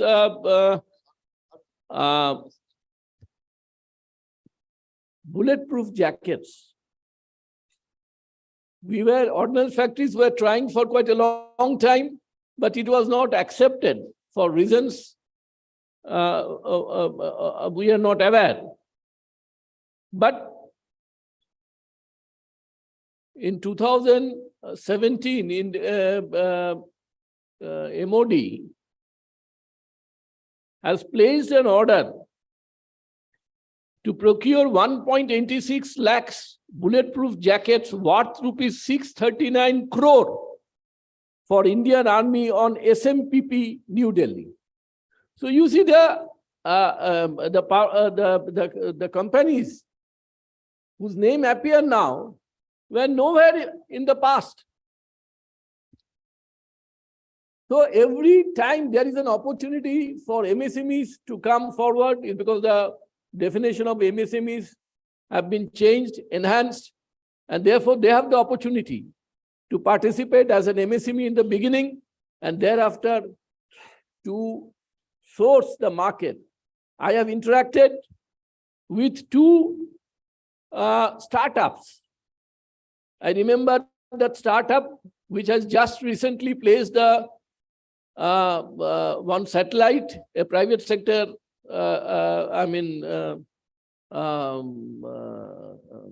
rocket. They have placed one satellite there, and which has been applauded by none other than our Honorable Prime Minister.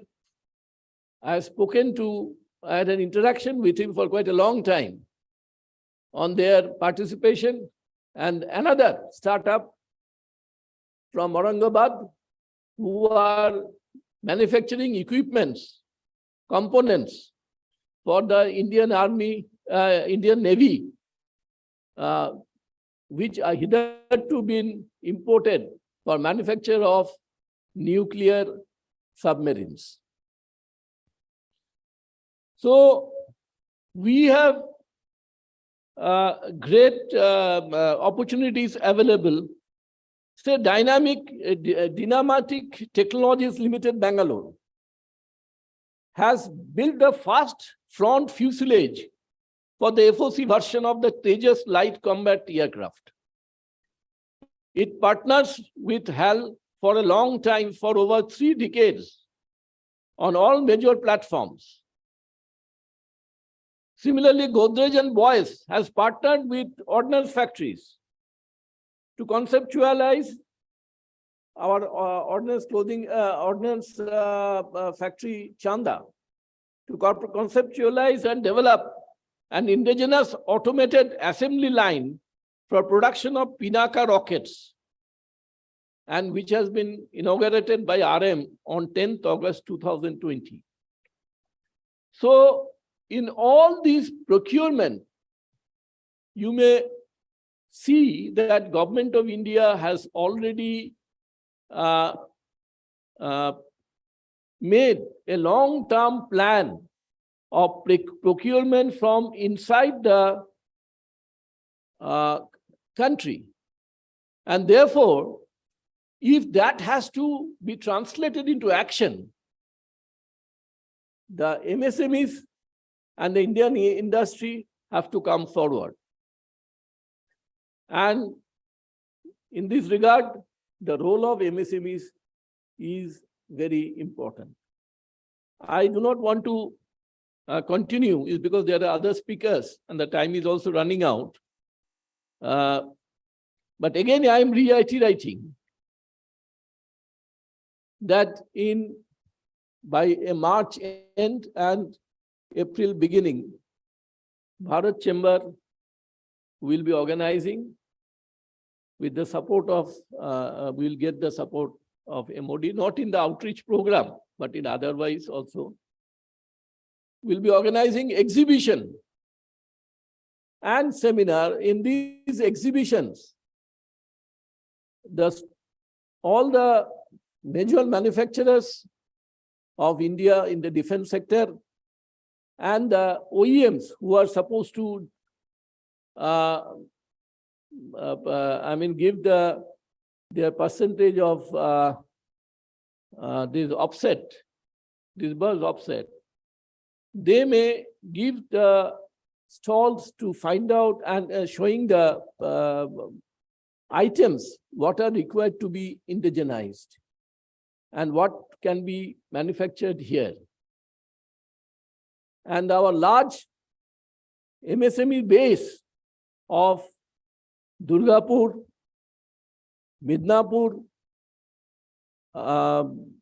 Howrah, and North Bengal will participate and will take the advantage of these exhibitions. And if 10% of it is successful, then not only India will get the benefit, but also each and every manufacturers, large manufacturers will get the benefit of supplies of good quality at a competitive price. So I would like to thank for a patient hearing to all. Thank you.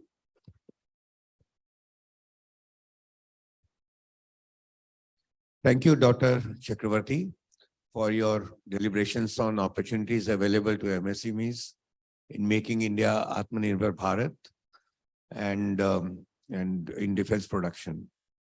I would now like to invite Rear Admiral Amit Bose, VSM retired, member Defense Subcommittee of Bharat Chamber of Commerce, to speak on defense startups and connecting with Indian industry. Rear Admiral Amit Bose.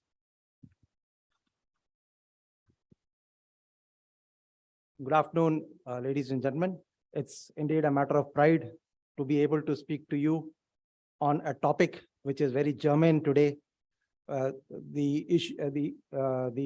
role of defense startups and how they need to connect with the Indian industry to further our objective of indigenous defense manufacture. Now, there are various definitions of defense startups per se, but I would like to define startups as a growing entrepreneurial culture, encouraging talented youth with intrepid exuberance to explore new domains of latest technology-based ventures and to become leaders of tomorrow.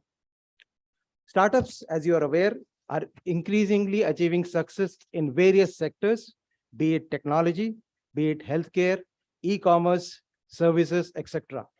However, in fact, quite a few of these startups are also going on to become unicorns. However, in the defense sector, there has been a relatively lesser participation of these startups, primarily because of lack of funding, lack of technically trained manpower, unfavorable government policies in the past, restrictions on exports, and there's few others which I'll cover in the next couple of minutes. Now, if you take a look at the defense ecosystem itself, the Indian defense ecosystem, it's a confluence between the government and the manufacturing sector. Now, if we have to progress, both need to be supporting each other, both need to be propelling each other. The sector needs products which have got higher precision, which are more rugged to operate and sustain operations at its rated performance at extremes of conditions and have reliability over a longer period. These are unique requirements for defense products, and therefore the defense enterprises have to keep this in mind when they go about designing their products and manufacturing them. Our geopolitical position itself requires a high level of operational readiness for our country. Since the last decade, India has been encouraging greater participation of the private sector including the SMEs for production of defense systems.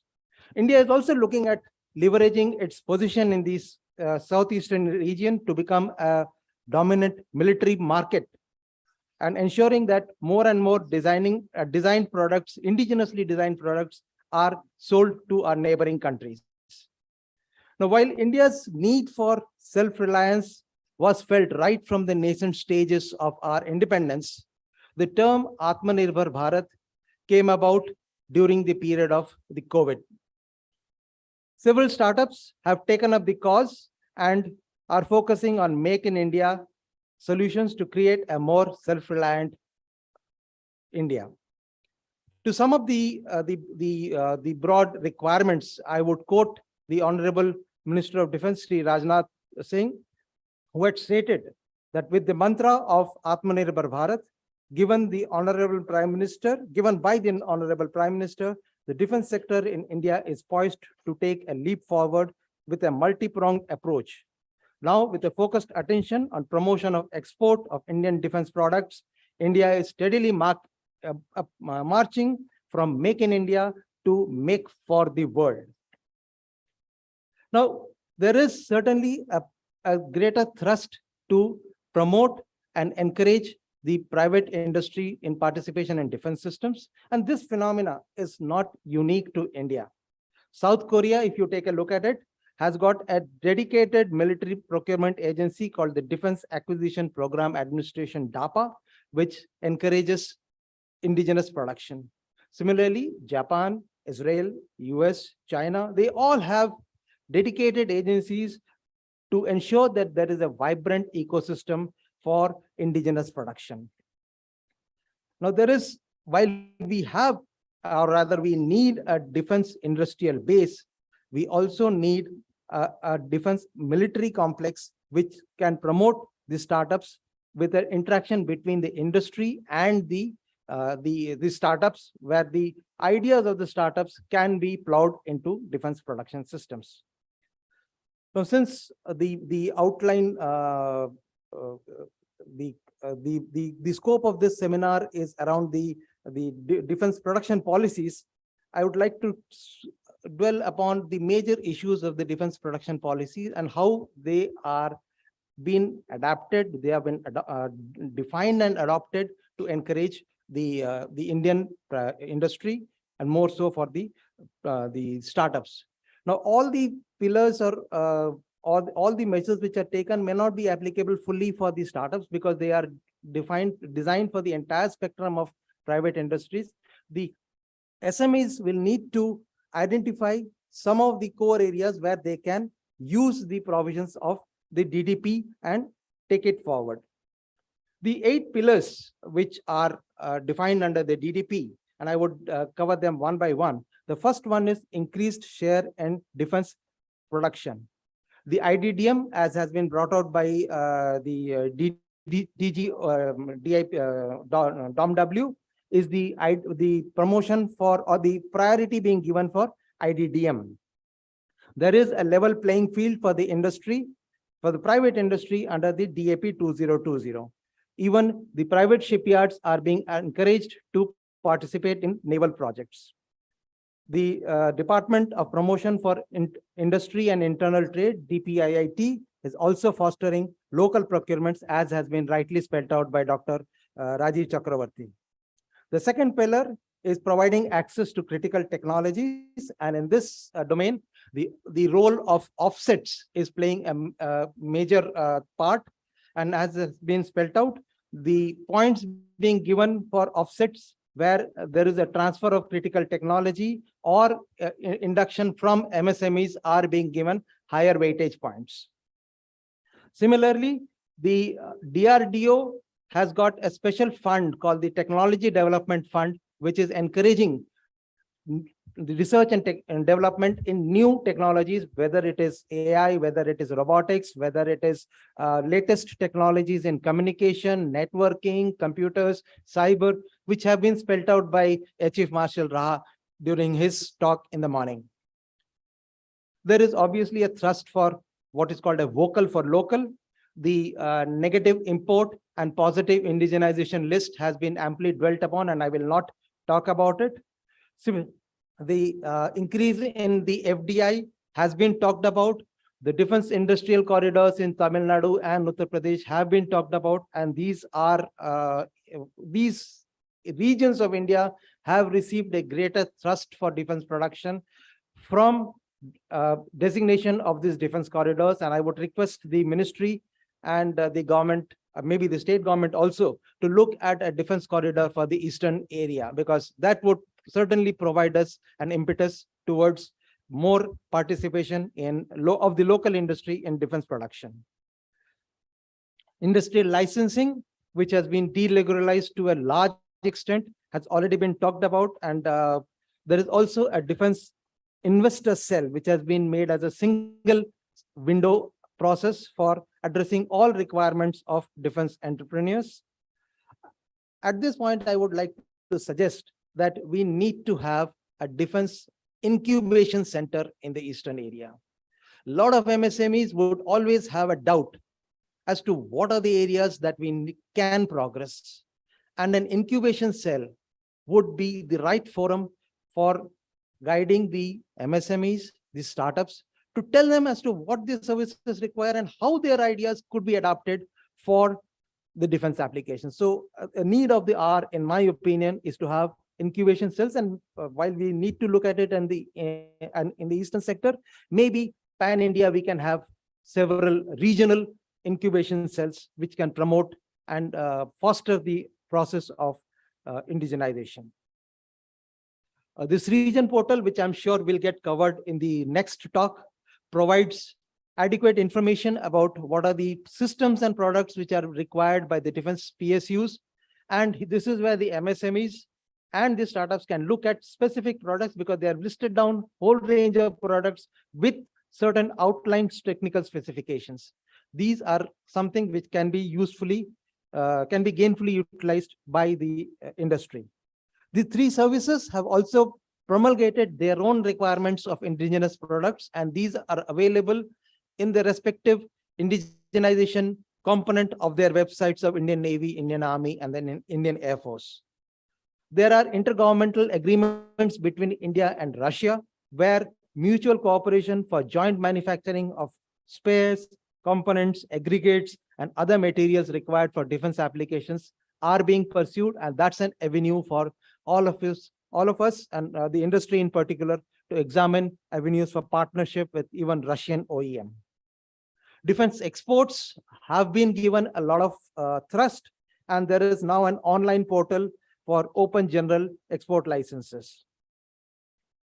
Coming to harnessing the design and development capabilities, the make procedures, make 1, make 2, make 3 have just been alluded to by Dr. Rajiv Chakravarti, and there is a Defense Innovation Organization which fosters these. The most important development in this is the Innovation for Defense Excellence, which is the IDEX. And under this, there are Defense India Startup Challenges. The 8th round of DISC has just concluded on 2nd of January. There were 35 new problems, and there are going to be more. I was personally involved in the first round of Defense DISC challenges, wherein for 5 projects of the Navy, we received more than 150 proposals. And let me tell you from first-hand experience that each one of them deserved the furtherance of their proposals. They were quite, in the sense, quite elaborate, and they had a vision. The young boys, young students, young academics, they all had their vision to develop products for these services. So DISC challenge is one avenue for you to look at. The ease of doing business, as I mentioned, ruggedness, reliability, these are priorities, or these are important features of defense systems. The defense testing labs under the DGQA have now been opened up for the private industry to get their products qualified for defense applications. The ERV variation, which was not provided for private industry till some time back, has now been extended to private industries also. There is a green channel of self-certification for industries which have got a certain volume of trade with these services. So I think that is another area. While Aero India and Def Expos have been happening in various parts of the country, we would also request that if a Def Expo can be scheduled in the eastern part, it would also provide an opportunity for the local industry to display their wares as well as get an exposure to what is being made by other MSMEs in the country when they come and do it here. The last expo at Gandhinagar was an eye-opener, as has been brought out, to the range and variety of products which is being done by Indian MSMEs. And it is across the board, whether it is systems, whether it is spares, components, replacements of Russian parts or foreign parts. There is a wide spectrum of products which is being developed. Lastly, I would like to quote that even quality sportsmen, whether they are like Sachin Tendulkar, Virat Kohli, PV Sindhu, Roger Federer, they all have team or individual coaches who guide and hone their skills. But the hard work needs to be put in by those sportsmen. Similarly, in this case, institutions like the MOD, the Bharat Chamber of Commerce, and similar organizations will act as coaches for you. But it is you who have to put in that extra effort, go the extra mile to identify from the data that is available to see where your competencies or core competencies match with what the services require, and we'll be there to help you and guide your future progress in that particular matter. Thank you very much. Jai Hind.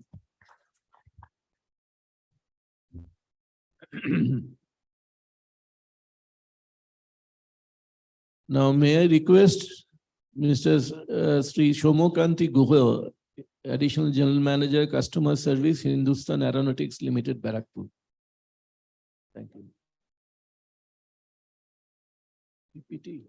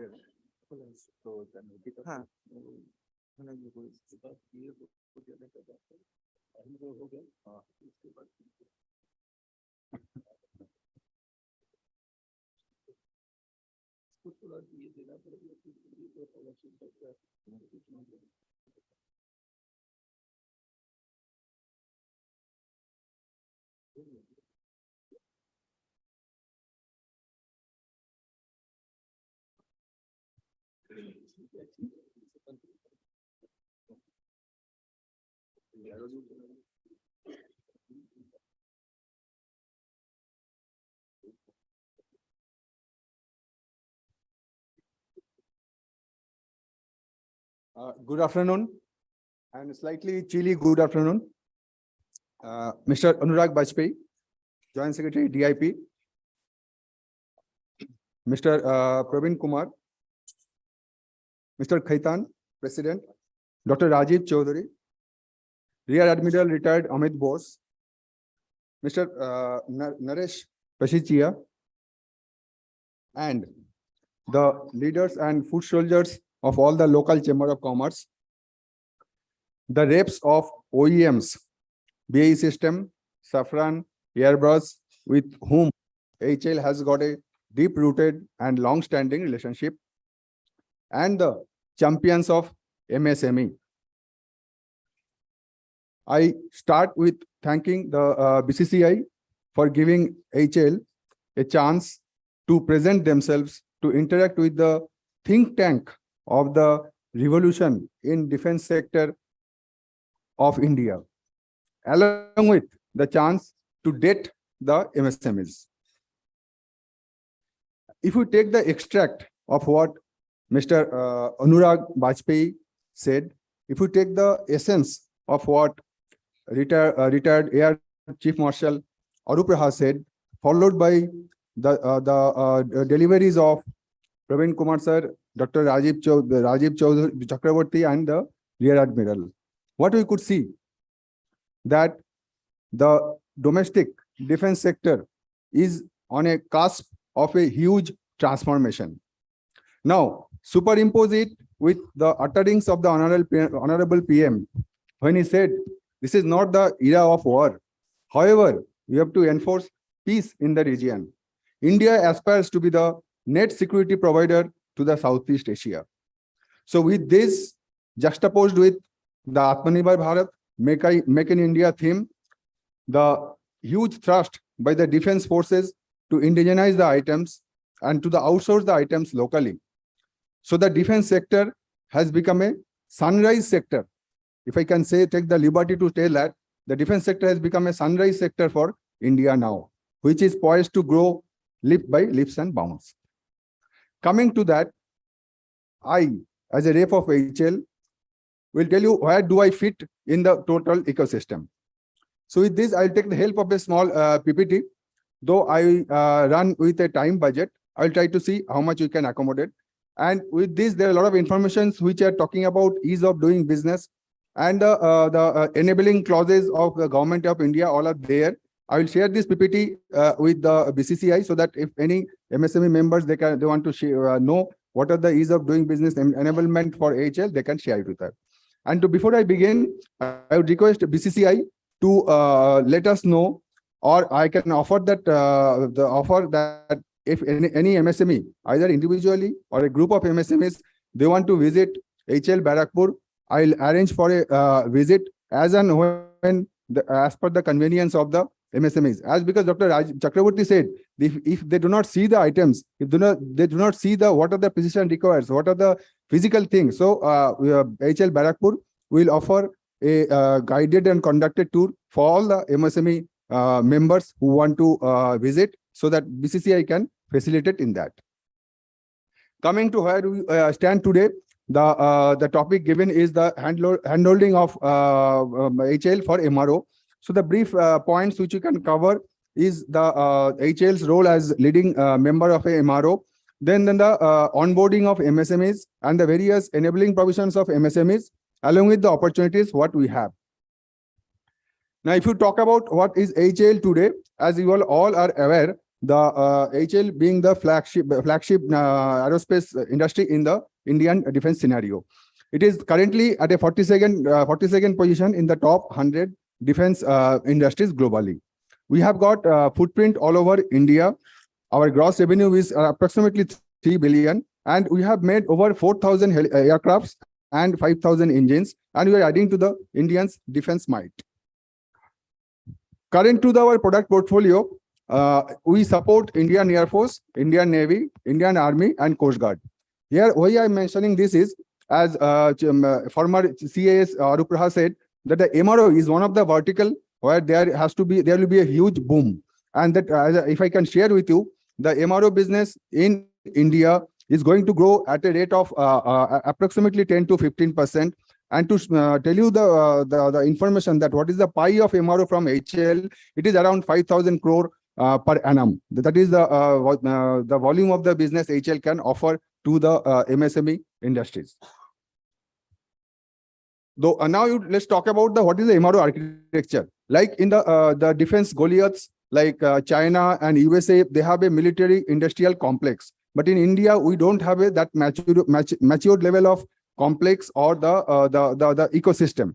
So what we have is a nascent or maybe at the best adolescent stage of ecosystem of which you can conceive of in the MRO. So this MRO architecture is basically interplay of three important players, which you have abbreviated as POEM, P-O-E-M. So what is P? P is the PSUs, all the defense PSUs, which is basically government controlled. OEM is the original equipment manufacturer, which you are aware of. And thirdly, the important is the MSMEs, the champions of MSMEs, which will come into the play. These are the three main constituents of the MRO architecture. The tuning of these three constituents will decide the MRO business. Here, the PSUs will come with a foundational knowledge of the MRO and the requirement. OEMs will come with the matured level of technology. OEM is helping with HL, and OEM also can co-opt all the MSMEs to become a global supplier for their product. And the MSMEs, with their creativity, the flexibility, and the innovation architecture, then can offer a great value to the MRO architecture. Now, if you talk about the strata or the level of business of HL, which MRO is offering, and how we want to embed all the MSMEs into the system is, the current scenario will be the future requirement will be like that, where the MRO will also be hyped off along with the structural and propulsion and system manufacturing to along, and the machining, GHE and the aero structure to the multi-tiered MSME layer. HL will only concentrate on design, assembly and integration part. So there's a huge chunk of business which we are going to hive off to the MSME sector. Now, how you can onboard the MSMEs? There are two routes HL can onboard the MSMEs, that is indigenization and outsourcing. As there's a lot of trust in indigenization, so there'll be huge amount of opportunity for MSMEs to come into the indigenization and along with the subcontract and outsourcing. So I'll just quickly go through it. There are, as the former CAS Arupraha said, that the lifetime of any platform is around 30 to 40 years. But I will just say that Indians are very good owner, so they don't want to part away with any assets. So that way, I will give you the flying platform which we have. They are extending beyond more than 4 or 5 decades. Just a classic example is Chetak helicopter, which is in service with Indian Air Force for the last 60 years. And recently in 2020, we have given few Chetak helicopters for which we are contract bound to give supply up to another 20 years. So you see that around 80 years, we are taking a fleet up. So similarly, all the fleets, approximately 20 odd fleets are running in Indian Air Force and Army.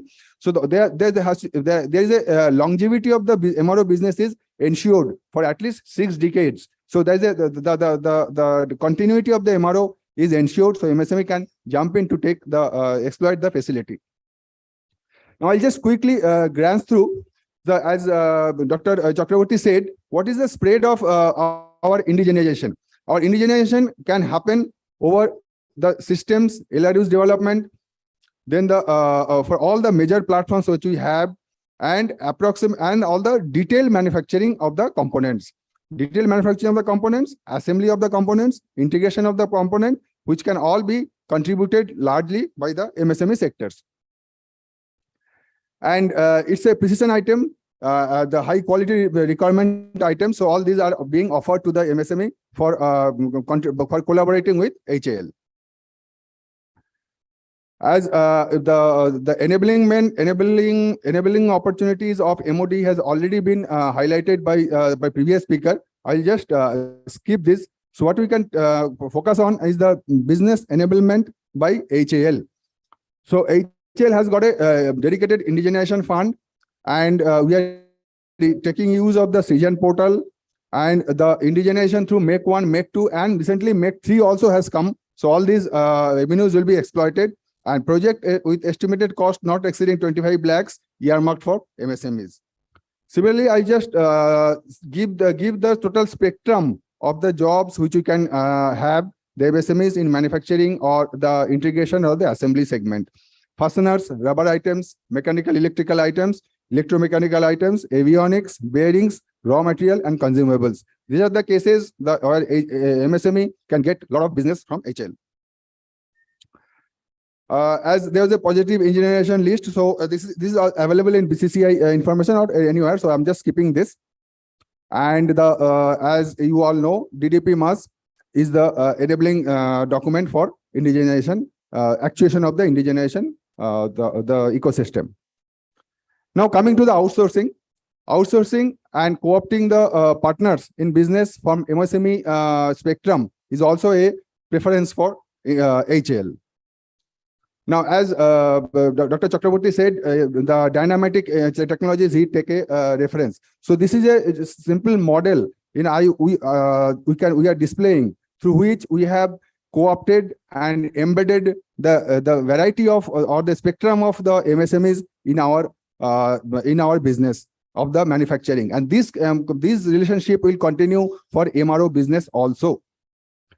Another model is again for LCA development. We have combined with a lot of good the vendors and and the lot of MSMEs, which all you cannot show here, but this is the kind of a engagement and the level of relationship which you have developed with all the MSMEs and the Indian industry diaspora, Indian industry ecosystem.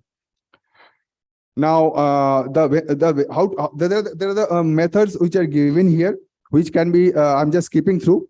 If you all need, you can approach BCCI to know what is the enablement and what are the different processes HL adopts to do the ease of business and ease of area. So just to target the eastern sector MSMEs, like the Sheffield members of the Howrah.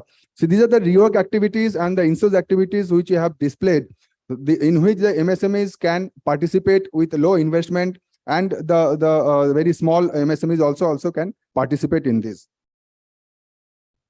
Special process outsourcing also is there. We are doing this job, but we still need some more vendor to help us out on this. There are a few business challenges which have been articulated by Rear Admiral Bose, like low requirement, the quantity requirement is very low, IPR issues, then the certification issues are slightly long. But however, with the help of ministry and with the help of the different business chambers, we'll try to see how optimal delivery can be done by to meet these challenges.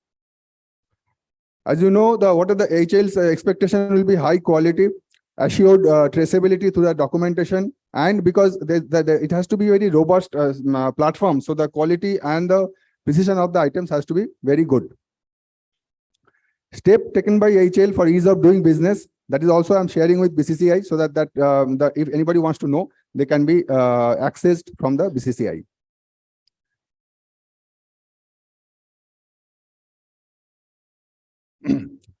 To come to a conclusion that HL provides a runway, MSMEs need to use it to take off. So a lot of plethora of opportunities are there for the MSMEs to get embedded and to take to use HL as a springboard. And we'll conclude by saying of Atharva Veda, Satahasta Samahara, Shahastra Hasta Simkara, meaning thereby use 100 hands to earn, but use 1,000 hands to distribute. Similarly, whatever HL's foundational knowledge, technology, or financial might has got, HL is ready to distribute it to all the MSMEs to develop a mature defense sector ecosystem in India. With this, I thank all of you and Jai Hind. Now I request Mr. M. Mahendran, Senior Manager, Vendor Development, Garden Rich. I would request him to be, this time is running out. Good afternoon to all. Thank you for the Bharat Chamber of Commerce, as well as our DDP, especially for our DDG, Mr. Praveen Kumar Shah, for giving this opportunity.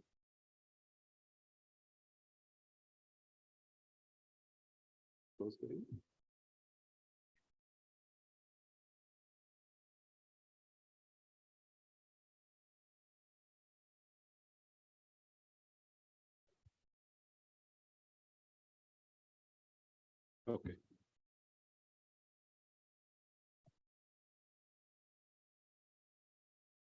Okay. That's okay.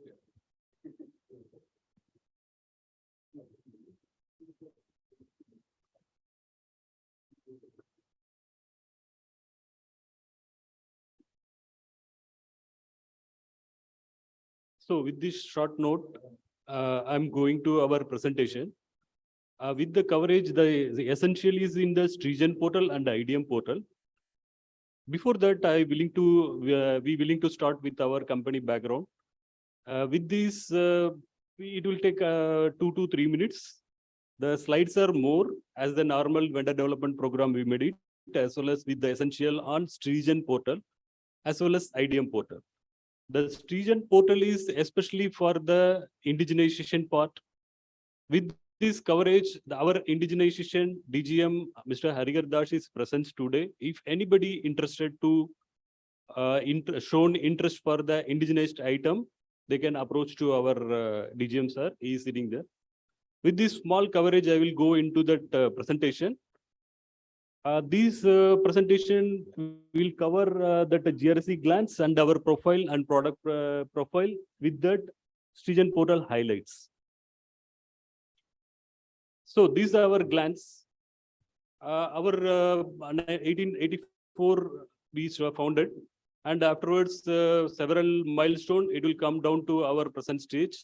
We are Mini Ratna category 1 based company with 1,600 plus employees. So you are aware of that GRC deals with our ship activity as well as the another 2 divisions. That is the Bailey Bridge as well as and the engine division. Engine division is in Ranchi and Bailey Bridge and other ship divisions in Calcutta. Our technical cell also there, the training center. With that shipbuilding facility, we are given into one slide. You can see through that our entire facility, 2 dry docks and 2 building berth and wet basins all are given in the slide. I think it's not moving. Display over there.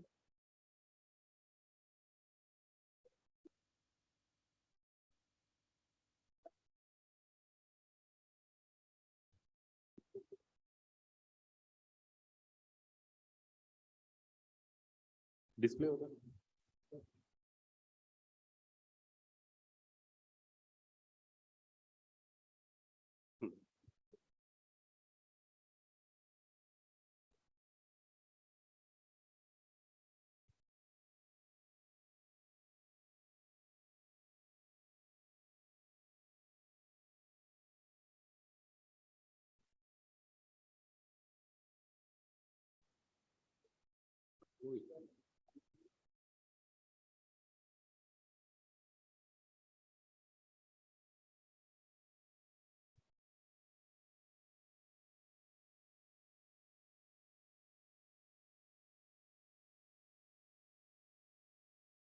Okay.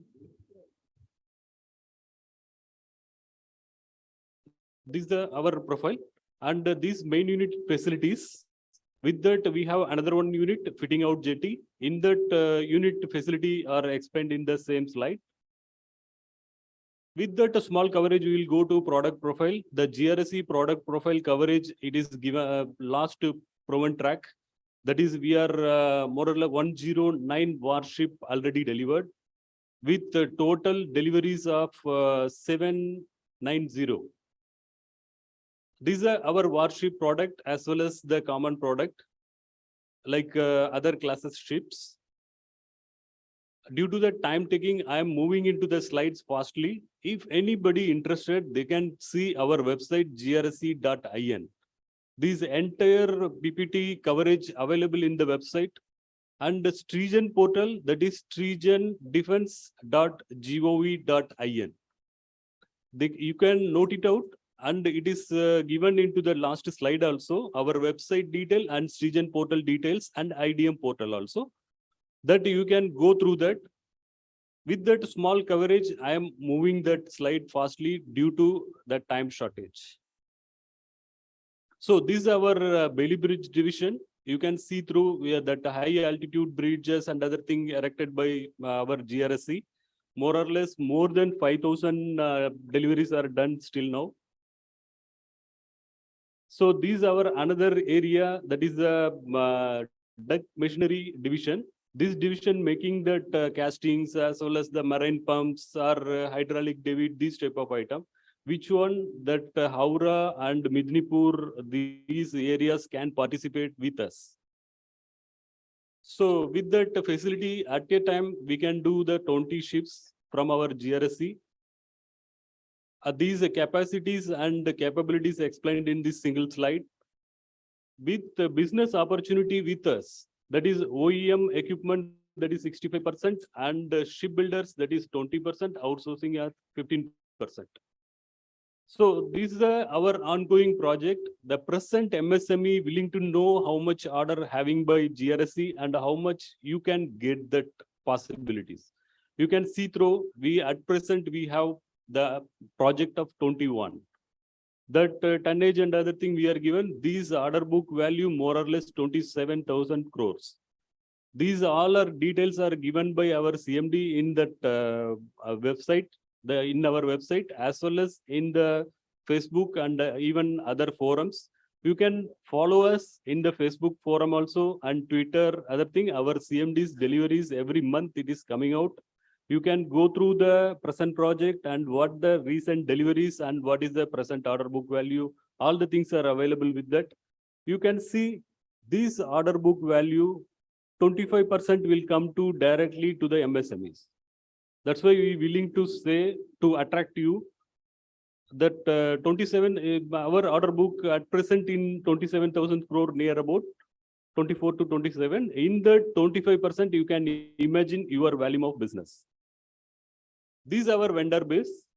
We have the present number of vendor, 2,150 near about vendor, total vendor. Out of that MSME 820 near about. And MSME SCSTs are 5 and women vendors are displayed in the slide. It's slightly improved recently. With that opportunity, what we are having the opportunity that we are given into the single slide, you can see how much hull equipment, how much hull item we are procuring regularly. With that, we want to say that business opportunity for MSME, you can see our product will be from the normal item to high level item. With that small coverage we given into that items, you can go through that. If entire detail, I am once again requesting you refer our website grse.in. And with that, this one services, what we are eyeing for. And hull block fabrication, out of these items, recently we have the shortage in the vendor. Hull block fabrication, painting work, electrical and cabling laying work, and insulation work. Anybody doing such type of activity, they can approach us. We will give the high level speedy process. And with that coverage, we will go for vendor development. How we will go through that vendor development? These vendor registration is the single vendor registration for the entire 3 divisions. With that, what we are expecting from the vendor, that we are given in the good technical facility and background. These data are normally required by our defense agencies. With that vendor management activity, that MSME, Udayam, our procurement, all maximum procurement come through GEM portal. You can go through the GEM procedure and our e-trades facility also available. And out of that MSME coverage, we want to say 25% is mandatorily procurement from the MSMEs. GRSE already crashed more or less 50%. This is a regular item. I am just moving it. If anybody interested, they can collect this PPT from the BCC. Otherwise, you can see in our website what is a regular item, what is the item required from MSMEs. All the things are given in our website. So with that, I'm just moving up the slide due to our time taking. This servicing area, once again, I'm showing for we are interested for the hull block as well as painting and as well as electrical cabling laying activities. Out of that coverage, I am coming to the today highlights for Stringent Defense Portal. The Stringent Defense Portal, stringentdefense.gov.in. The portal is the single portal for the indigenization activity. The portal having already our DDGs are explained, 24,000 items are already displayed in that. Our import item as well as we are identified item for the indigenization, all the things for every DPSU, it is tabulated. It is available in the Stringent portal. I am requesting you to all just view the portal. You find your item, which item you are ready to participate. You can show your interest. So after receiving that interest, we will take our own call. We will touch with you how to proceed. If any handholding required for all the activity, we will take it up further. So this Stringent portal, what about?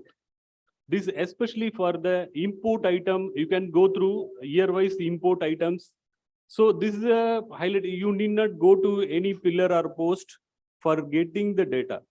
So entire data is available in the digital platform. You can see how much import we are done and how much item available now. What is the procurement in future?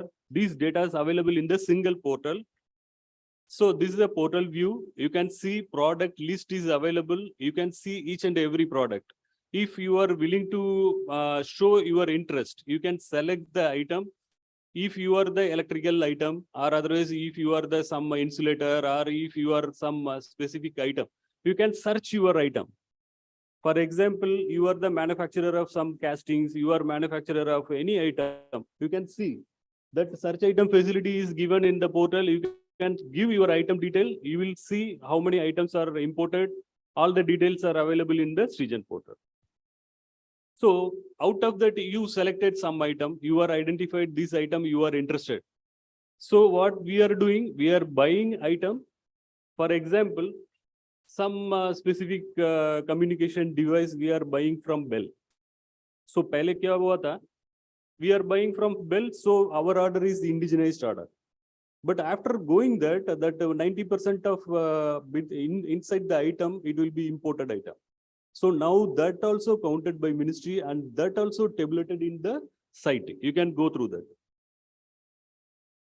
So with that, if anybody interested to show, you are ready to do that item, you are willing to show your interest, you just click that interest part and you show your interest. That interest will come to our indigenization cell. So after that, they will touch with you.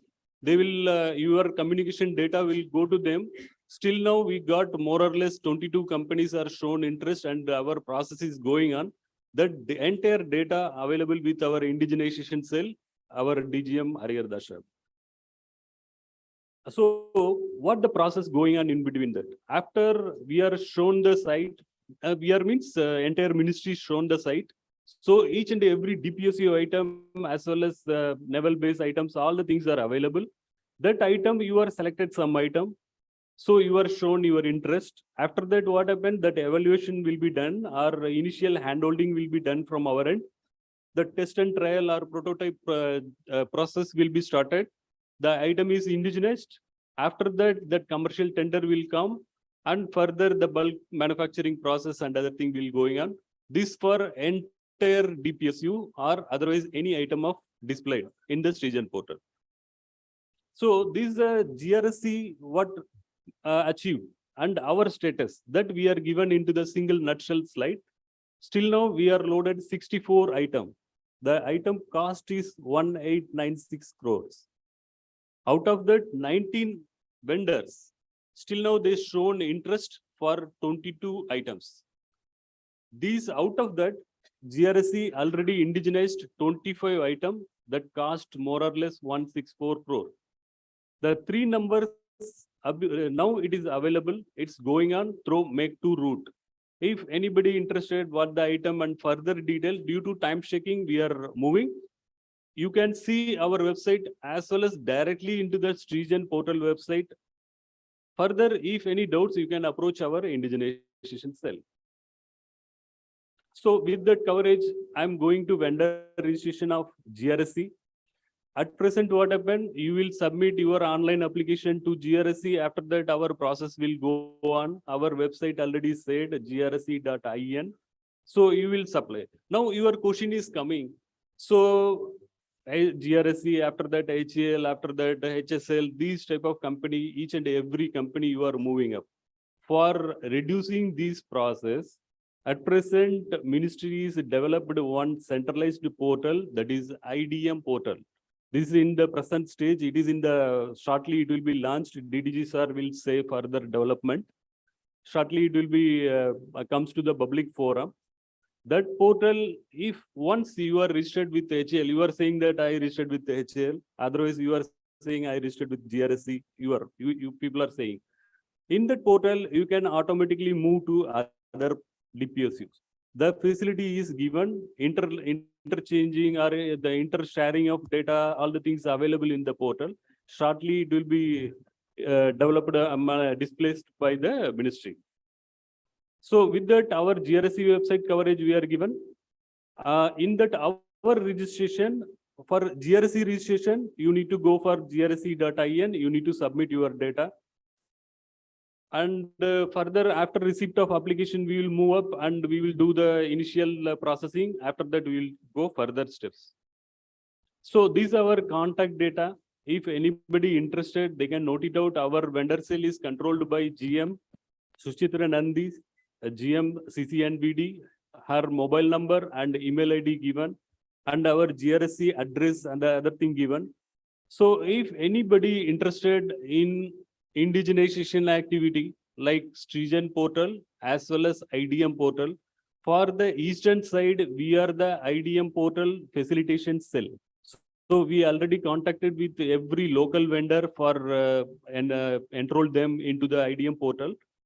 Out of that, if anybody required our support, they can approach us. This is our contact number. Strigen portal, you can go through directly strigendefense.gov.in. Further, if you need any handholding, you can approach us. Our DGM sir is there. Today itself, you can approach him for getting further details. These are our contact data in further.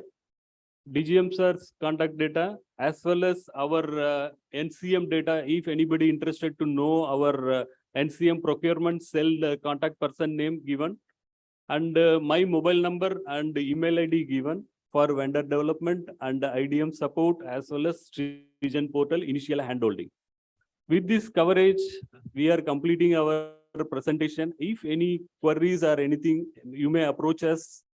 We are available up to another half an hour or 1 hour. We will be available, myself and our DGM. Anybody, if any point, anything to say or anything willing, anybody willing to involve any point?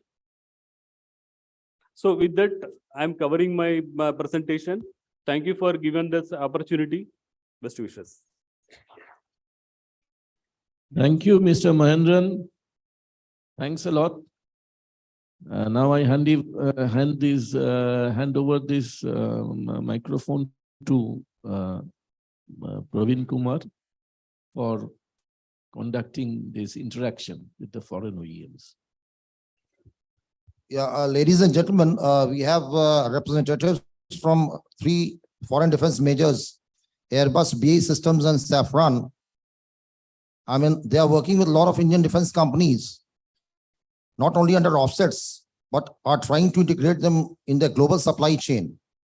And they are all, looking for some very good companies. And as far as offsets itself is concerned, the combined offset obligations which they are required to discharge, the 3 major foreign reps who are present here, is 1.5 billion euro. So you can imagine the amount. So now that the foreign OEMs are here and the Indian defense industry from West Bengal is also here, so we thought that we'll just have a small interactive session with them.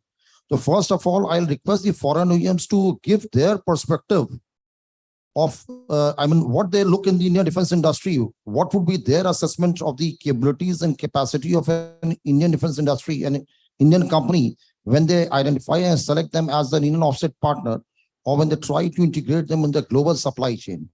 So starting from Mr. Gaurav from BAE Systems. Hi.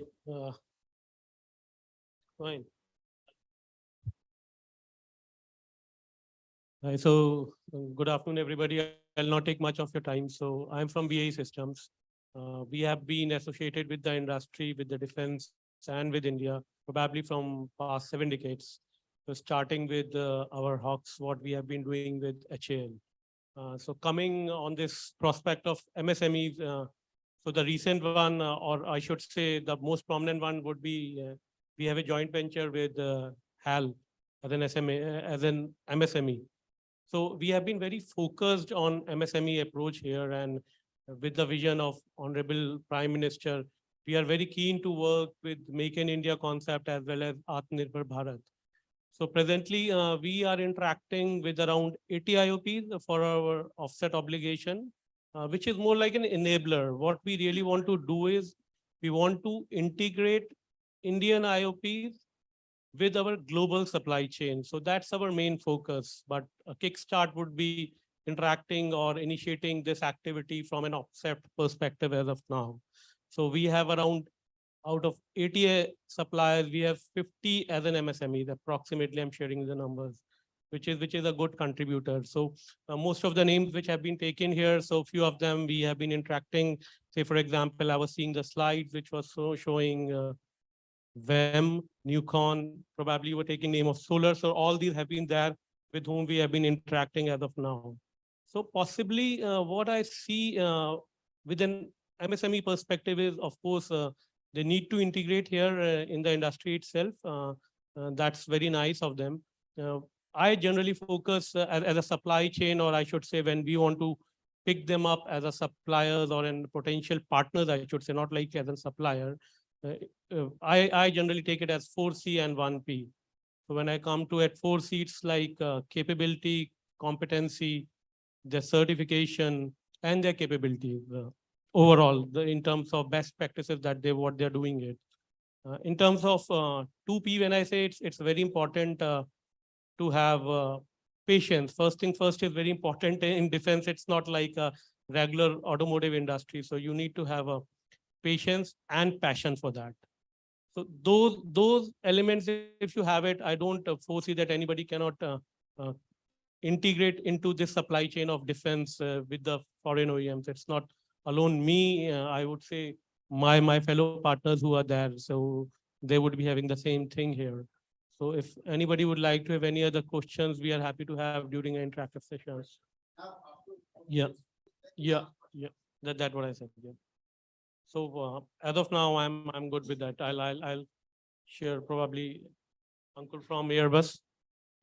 Thank you, Gaurav. Now, Mr. Ankur Gupta from Airbus. Airbus, as you know, has signed an offset contract with MOD. That's C295. A huge offset contract with a significant portion of it as Make in India. And they've got offset obligations worth for 500 million euro plus. अब मेरे को तो crores में calculate करने में थोड़ी दिक्कत होती है. So I'll request now Mr. Ankur to give his perspective and his assessment of the defense capabilities which exist in the country, and what are the processes which he'll be following for identifying and selecting Indian defense companies into the global supply chain of Airbus. Thank you, Mr. Praveen, and thank you to Bharat Chamber of Commerce for this opportunity. It's good to be back in Calcutta. I was born in this city and have spent a few years. I did my schooling from Lomatnir. I wish my Bengali was as good as it was when I was born, but I mean, alpo alpo Bangla jane. That's what I can say right now. Yes, Airbus has been in India for over 70 years. And I think most of you have used our products while traveling and meeting your friends, relatives, and families, and for business. So thank you for that confidence. In September of 2021, we signed our first military contract with the Indian Air Force for the supply of 56 transport aircrafts. I have heard a lot about Atmanirbhar Bharat and how each one of us is trying to make it into reality. I'm proud to say that Airbus is the first foreign OEM to actually set up a final assembly line for the transport aircraft in India. That facility is coming up in Baroda, and we had the foundation stone laying ceremony in the last week of October in 2022. India is very much a part of the Airbus ecosystem. We have an engineering center in this country where about 2,500 of my fellow citizens are working and contributing towards engineering and design and testing of all Airbus products in the world. We also have more than 500 million euros worth of sourcing from this country. And we have been doing this even before we signed the offset contract. So what I'm trying to give as a message is that offsets is only something that will help us in identifying you, help us in forming a partnership. But to sustain that partnership, you have to show us that you can do the activity, you can deliver the product better than our current suppliers who are spread throughout the world. Your products go into an aircraft which airlines all over the world use. They are looking for the most cost-efficient and safest product. So even though you may think your contribution is very small, these small contributions add up to make that aircraft, and that aircraft has to fly further, higher, give passengers more comfort, but still consume less fuel and cost less. So we have to balance both sides. So yes, as part of the C295 offsets, we are looking at partnering with Indian companies. Our biggest partner for the C295 program with whom we are setting up the final assembly line is the Tata Group. They are responsible for helping us find suppliers in this country. And I think we will be happy to guide you, but there will be more assistance available with our large Indian partners, such as the Tatas, who are looking at smaller Indian companies with capabilities and capacity to add to the program. That's it from my side. Thank you. Yeah, thank you, Mr. Ankur. Now we have Mr. Gaurav from Safran. Safran again, another global major who's got very ambitious investment plans in the country. And they proposed to establish a commercial MRO shop here for the aircraft engines. And they're looking for some very good industry partners. So Mr. Gaurav, over to you. First of all, I'd like to thank Mr. Praveen Kumar and the Bharat Chamber of Commerce for hosting us. It's always a great pleasure to be back in the city of joy. So I'm so happy to be here. And coming to Safran, we've been in India for over 65 years. And we've been majorly involved in the field of engines and equipments, primarily catering to commercial aircraft, military aircraft, helicopters, and space programs. I'll not take much of your time, but the important thing is, as Mr. Praveen said, we've recently decided that we'll set up our largest MRO in the world, which is a big statement of confidence in India. And this will not do it alone. We'll need the support of the domestic industry and most of the MSMEs. And we are here to basically support the industry. As Gaurav said, you need to be patient, and we'll be there working with you. So, since we are into aero engines, we basically deal in exotic alloys which are basically expensive, complicated to machine. You require skilled manpower, costing machinery, and a host of special processes.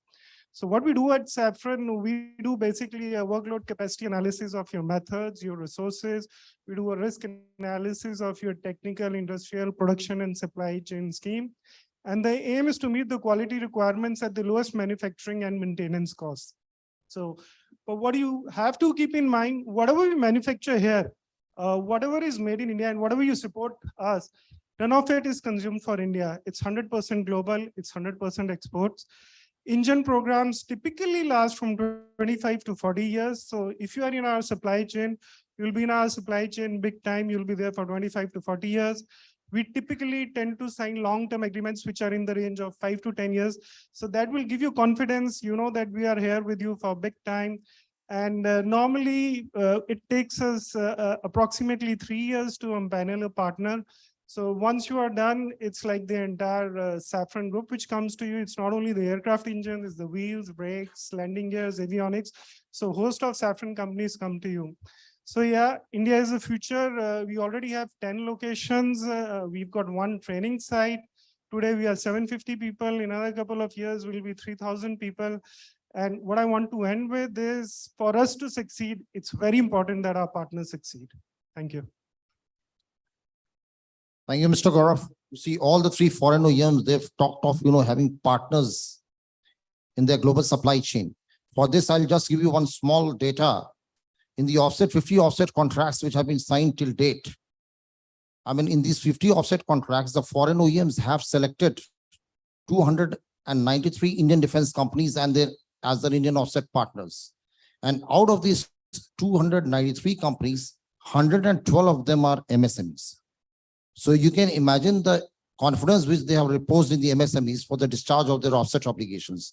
And as I told you in my address, there are about 50,000 crores worth offset obligations are pending for discharge. There will be so many, global supply orders. There will be so many, supply orders on the capital acquisitions, where again, there would be FDIs, there would be JVs, and many things. So you can imagine there is so much in the pie. So now we'll have a quick 10-minute question answer session because we've already got delayed. So what I'll request you, that the industry people who want to, ask questions from the foreign OEMs, and we'll request them to give a quick response. So 10 minutes for you. So these three industry associations, which I see are supporting organizations, if the president or secretary are here or senior most members are here, I'll request them first to ask one question each. from these three associations. I hope their members are here, sir. These three associations which are shown here. So first, the Howrah Chamber of Commerce and Industry. Their senior most rep, do you have a question?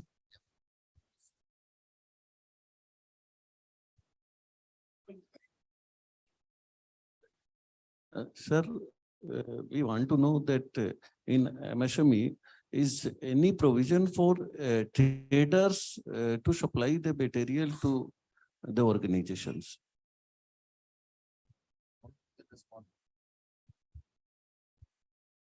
If I got your question, you were asking what traders can do. Right. So basically, you are and in the raw material space. No, on finished goods, they will purchase from the manufacturer and can supply to the organization. No, so what we are looking at is we are looking at value addition. We Right. are just not looking at, pushing of goods from A to B without any value Right. addition. So whatever you do, there has to be a component of value addition and there has to be some skill set which goes into it. Otherwise, you are comparing apples to apples, won't really help. Okay, thank you. Yeah, thank you. So I'm told that reps of Durgapur and this Midnapur are not here, but the other industry people who are here, I'll request them one by one. I mean, the questions, you have got only 10 minutes. So would anybody like to ask any question? 3 questions, maximum 3 questions. So any questions from the foreign news which? Hello. Anybody would like to ask any question from Airbus or Saffron or BA Systems? As I told you, they're very global, major players in the defense arena.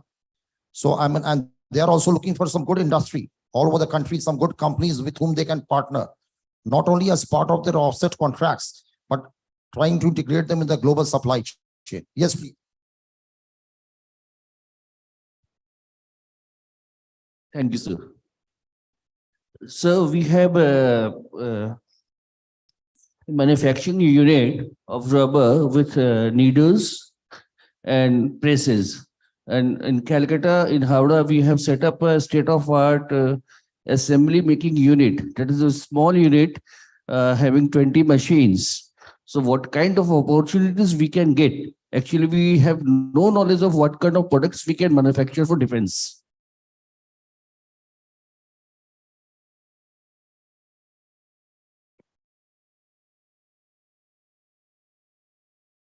I think what I mentioned in my talk is that okay,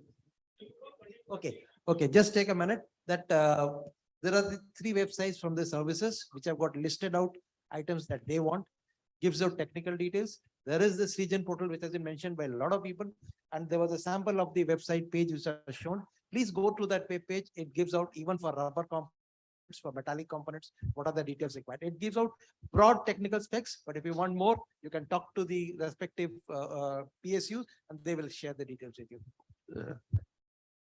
Sir, foreign OEMs products are also listed there? So what I will say, I'll completely agree with what sir said. Do your homework, get into the websites of the companies, try to understand what sort of products they manufacture, and if you've got to fit into it, and you'll have to work on it. I mean, straight away, if you do rubbers and you've got presses, I really don't get much of a scene what you are into, what sort of products you manufacture, what are the standards, what sort of compliance you have. So get into websites, try to understand what sort of product match would fit into the OEM's portfolio, and then you would have, a better understanding how to go about it. That's too generic a term, Indian Railways.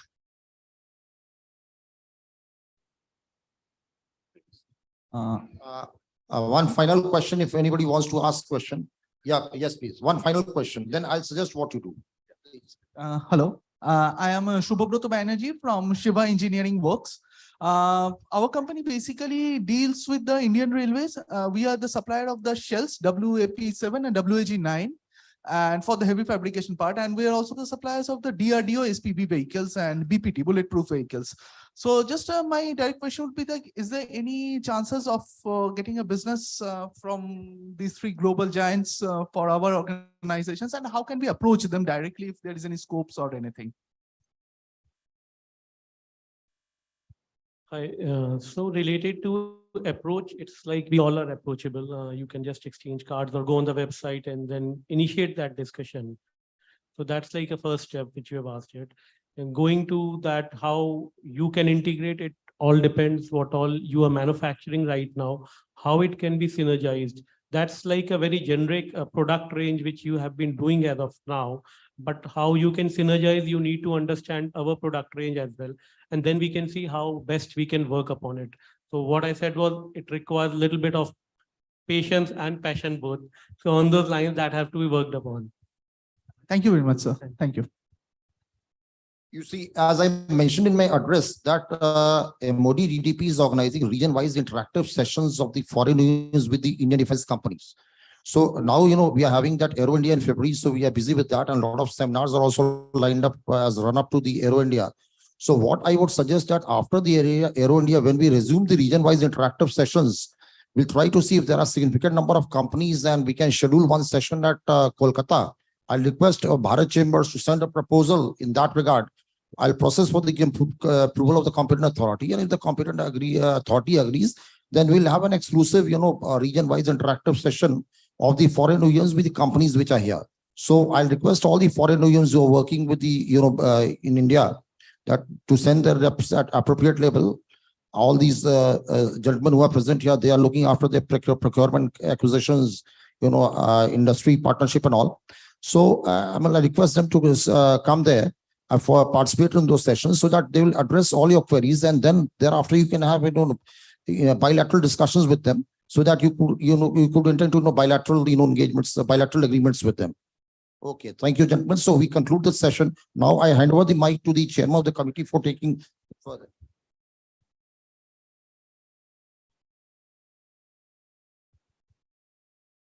Hello, sir. So this is Prachit Upadhyay. I basically am an entrepreneur. I run an education-based services. So, but we are into a constant R&D for drones. And I was having a discussion with Chakravarti, sir. So my question to you is like for the giant players, with the kind of an innovation that we are into, is there any space for us in these big companies where there is a possible collaboration and there can be work on the scalability of these products? So again, basically, it's more like synergizing, how best you can synergize, what is our product range. So not everybody would be going right now on drones as such. Right. So basically, again, it's like not our core domain. Our core domain is like fighter aircrafts, naval ships, and in land we do M777 howitzer, the latest one, what we have been supplying. So again, you have to see what fits to which OEMs. On those lines, you can synergize with them.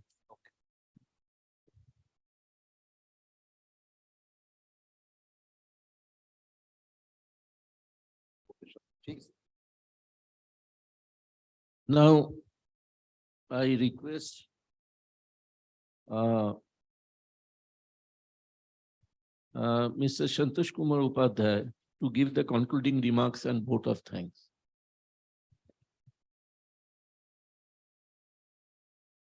Thank you, sir. Thank you, Bharat Chamber of Commerce, for inviting us and making part of this program. Sri Pachasia, sir. Thank you, Ayudh Bhushan, Dr. Chakravarti, sir. You have said a lot about Howrah, and we are from Howrah Chamber of Commerce. Rear Admiral Bose, sir. Sri Guha, sir. Sri Mahendran, sir. Member of the chamber, guests and friends. Actually, I will, before starting my vote of thanks, I would just add to Chakravarti, sir, that Kolkata is city of joy because of Howrah, because Dominic Lepier used to stay in Belilius Road only. So at the end of the now I will deliver my vote of thanks. At the end of the technical season entitled Defense Procurement Policy, a guide map for MSMEs, it is my most pleasant duty to propose a hearty vote of thanks to the guest speakers. At the outset, I would like to thank Sri Naresh Pachasia for chairing the session and moderating it with such expertise.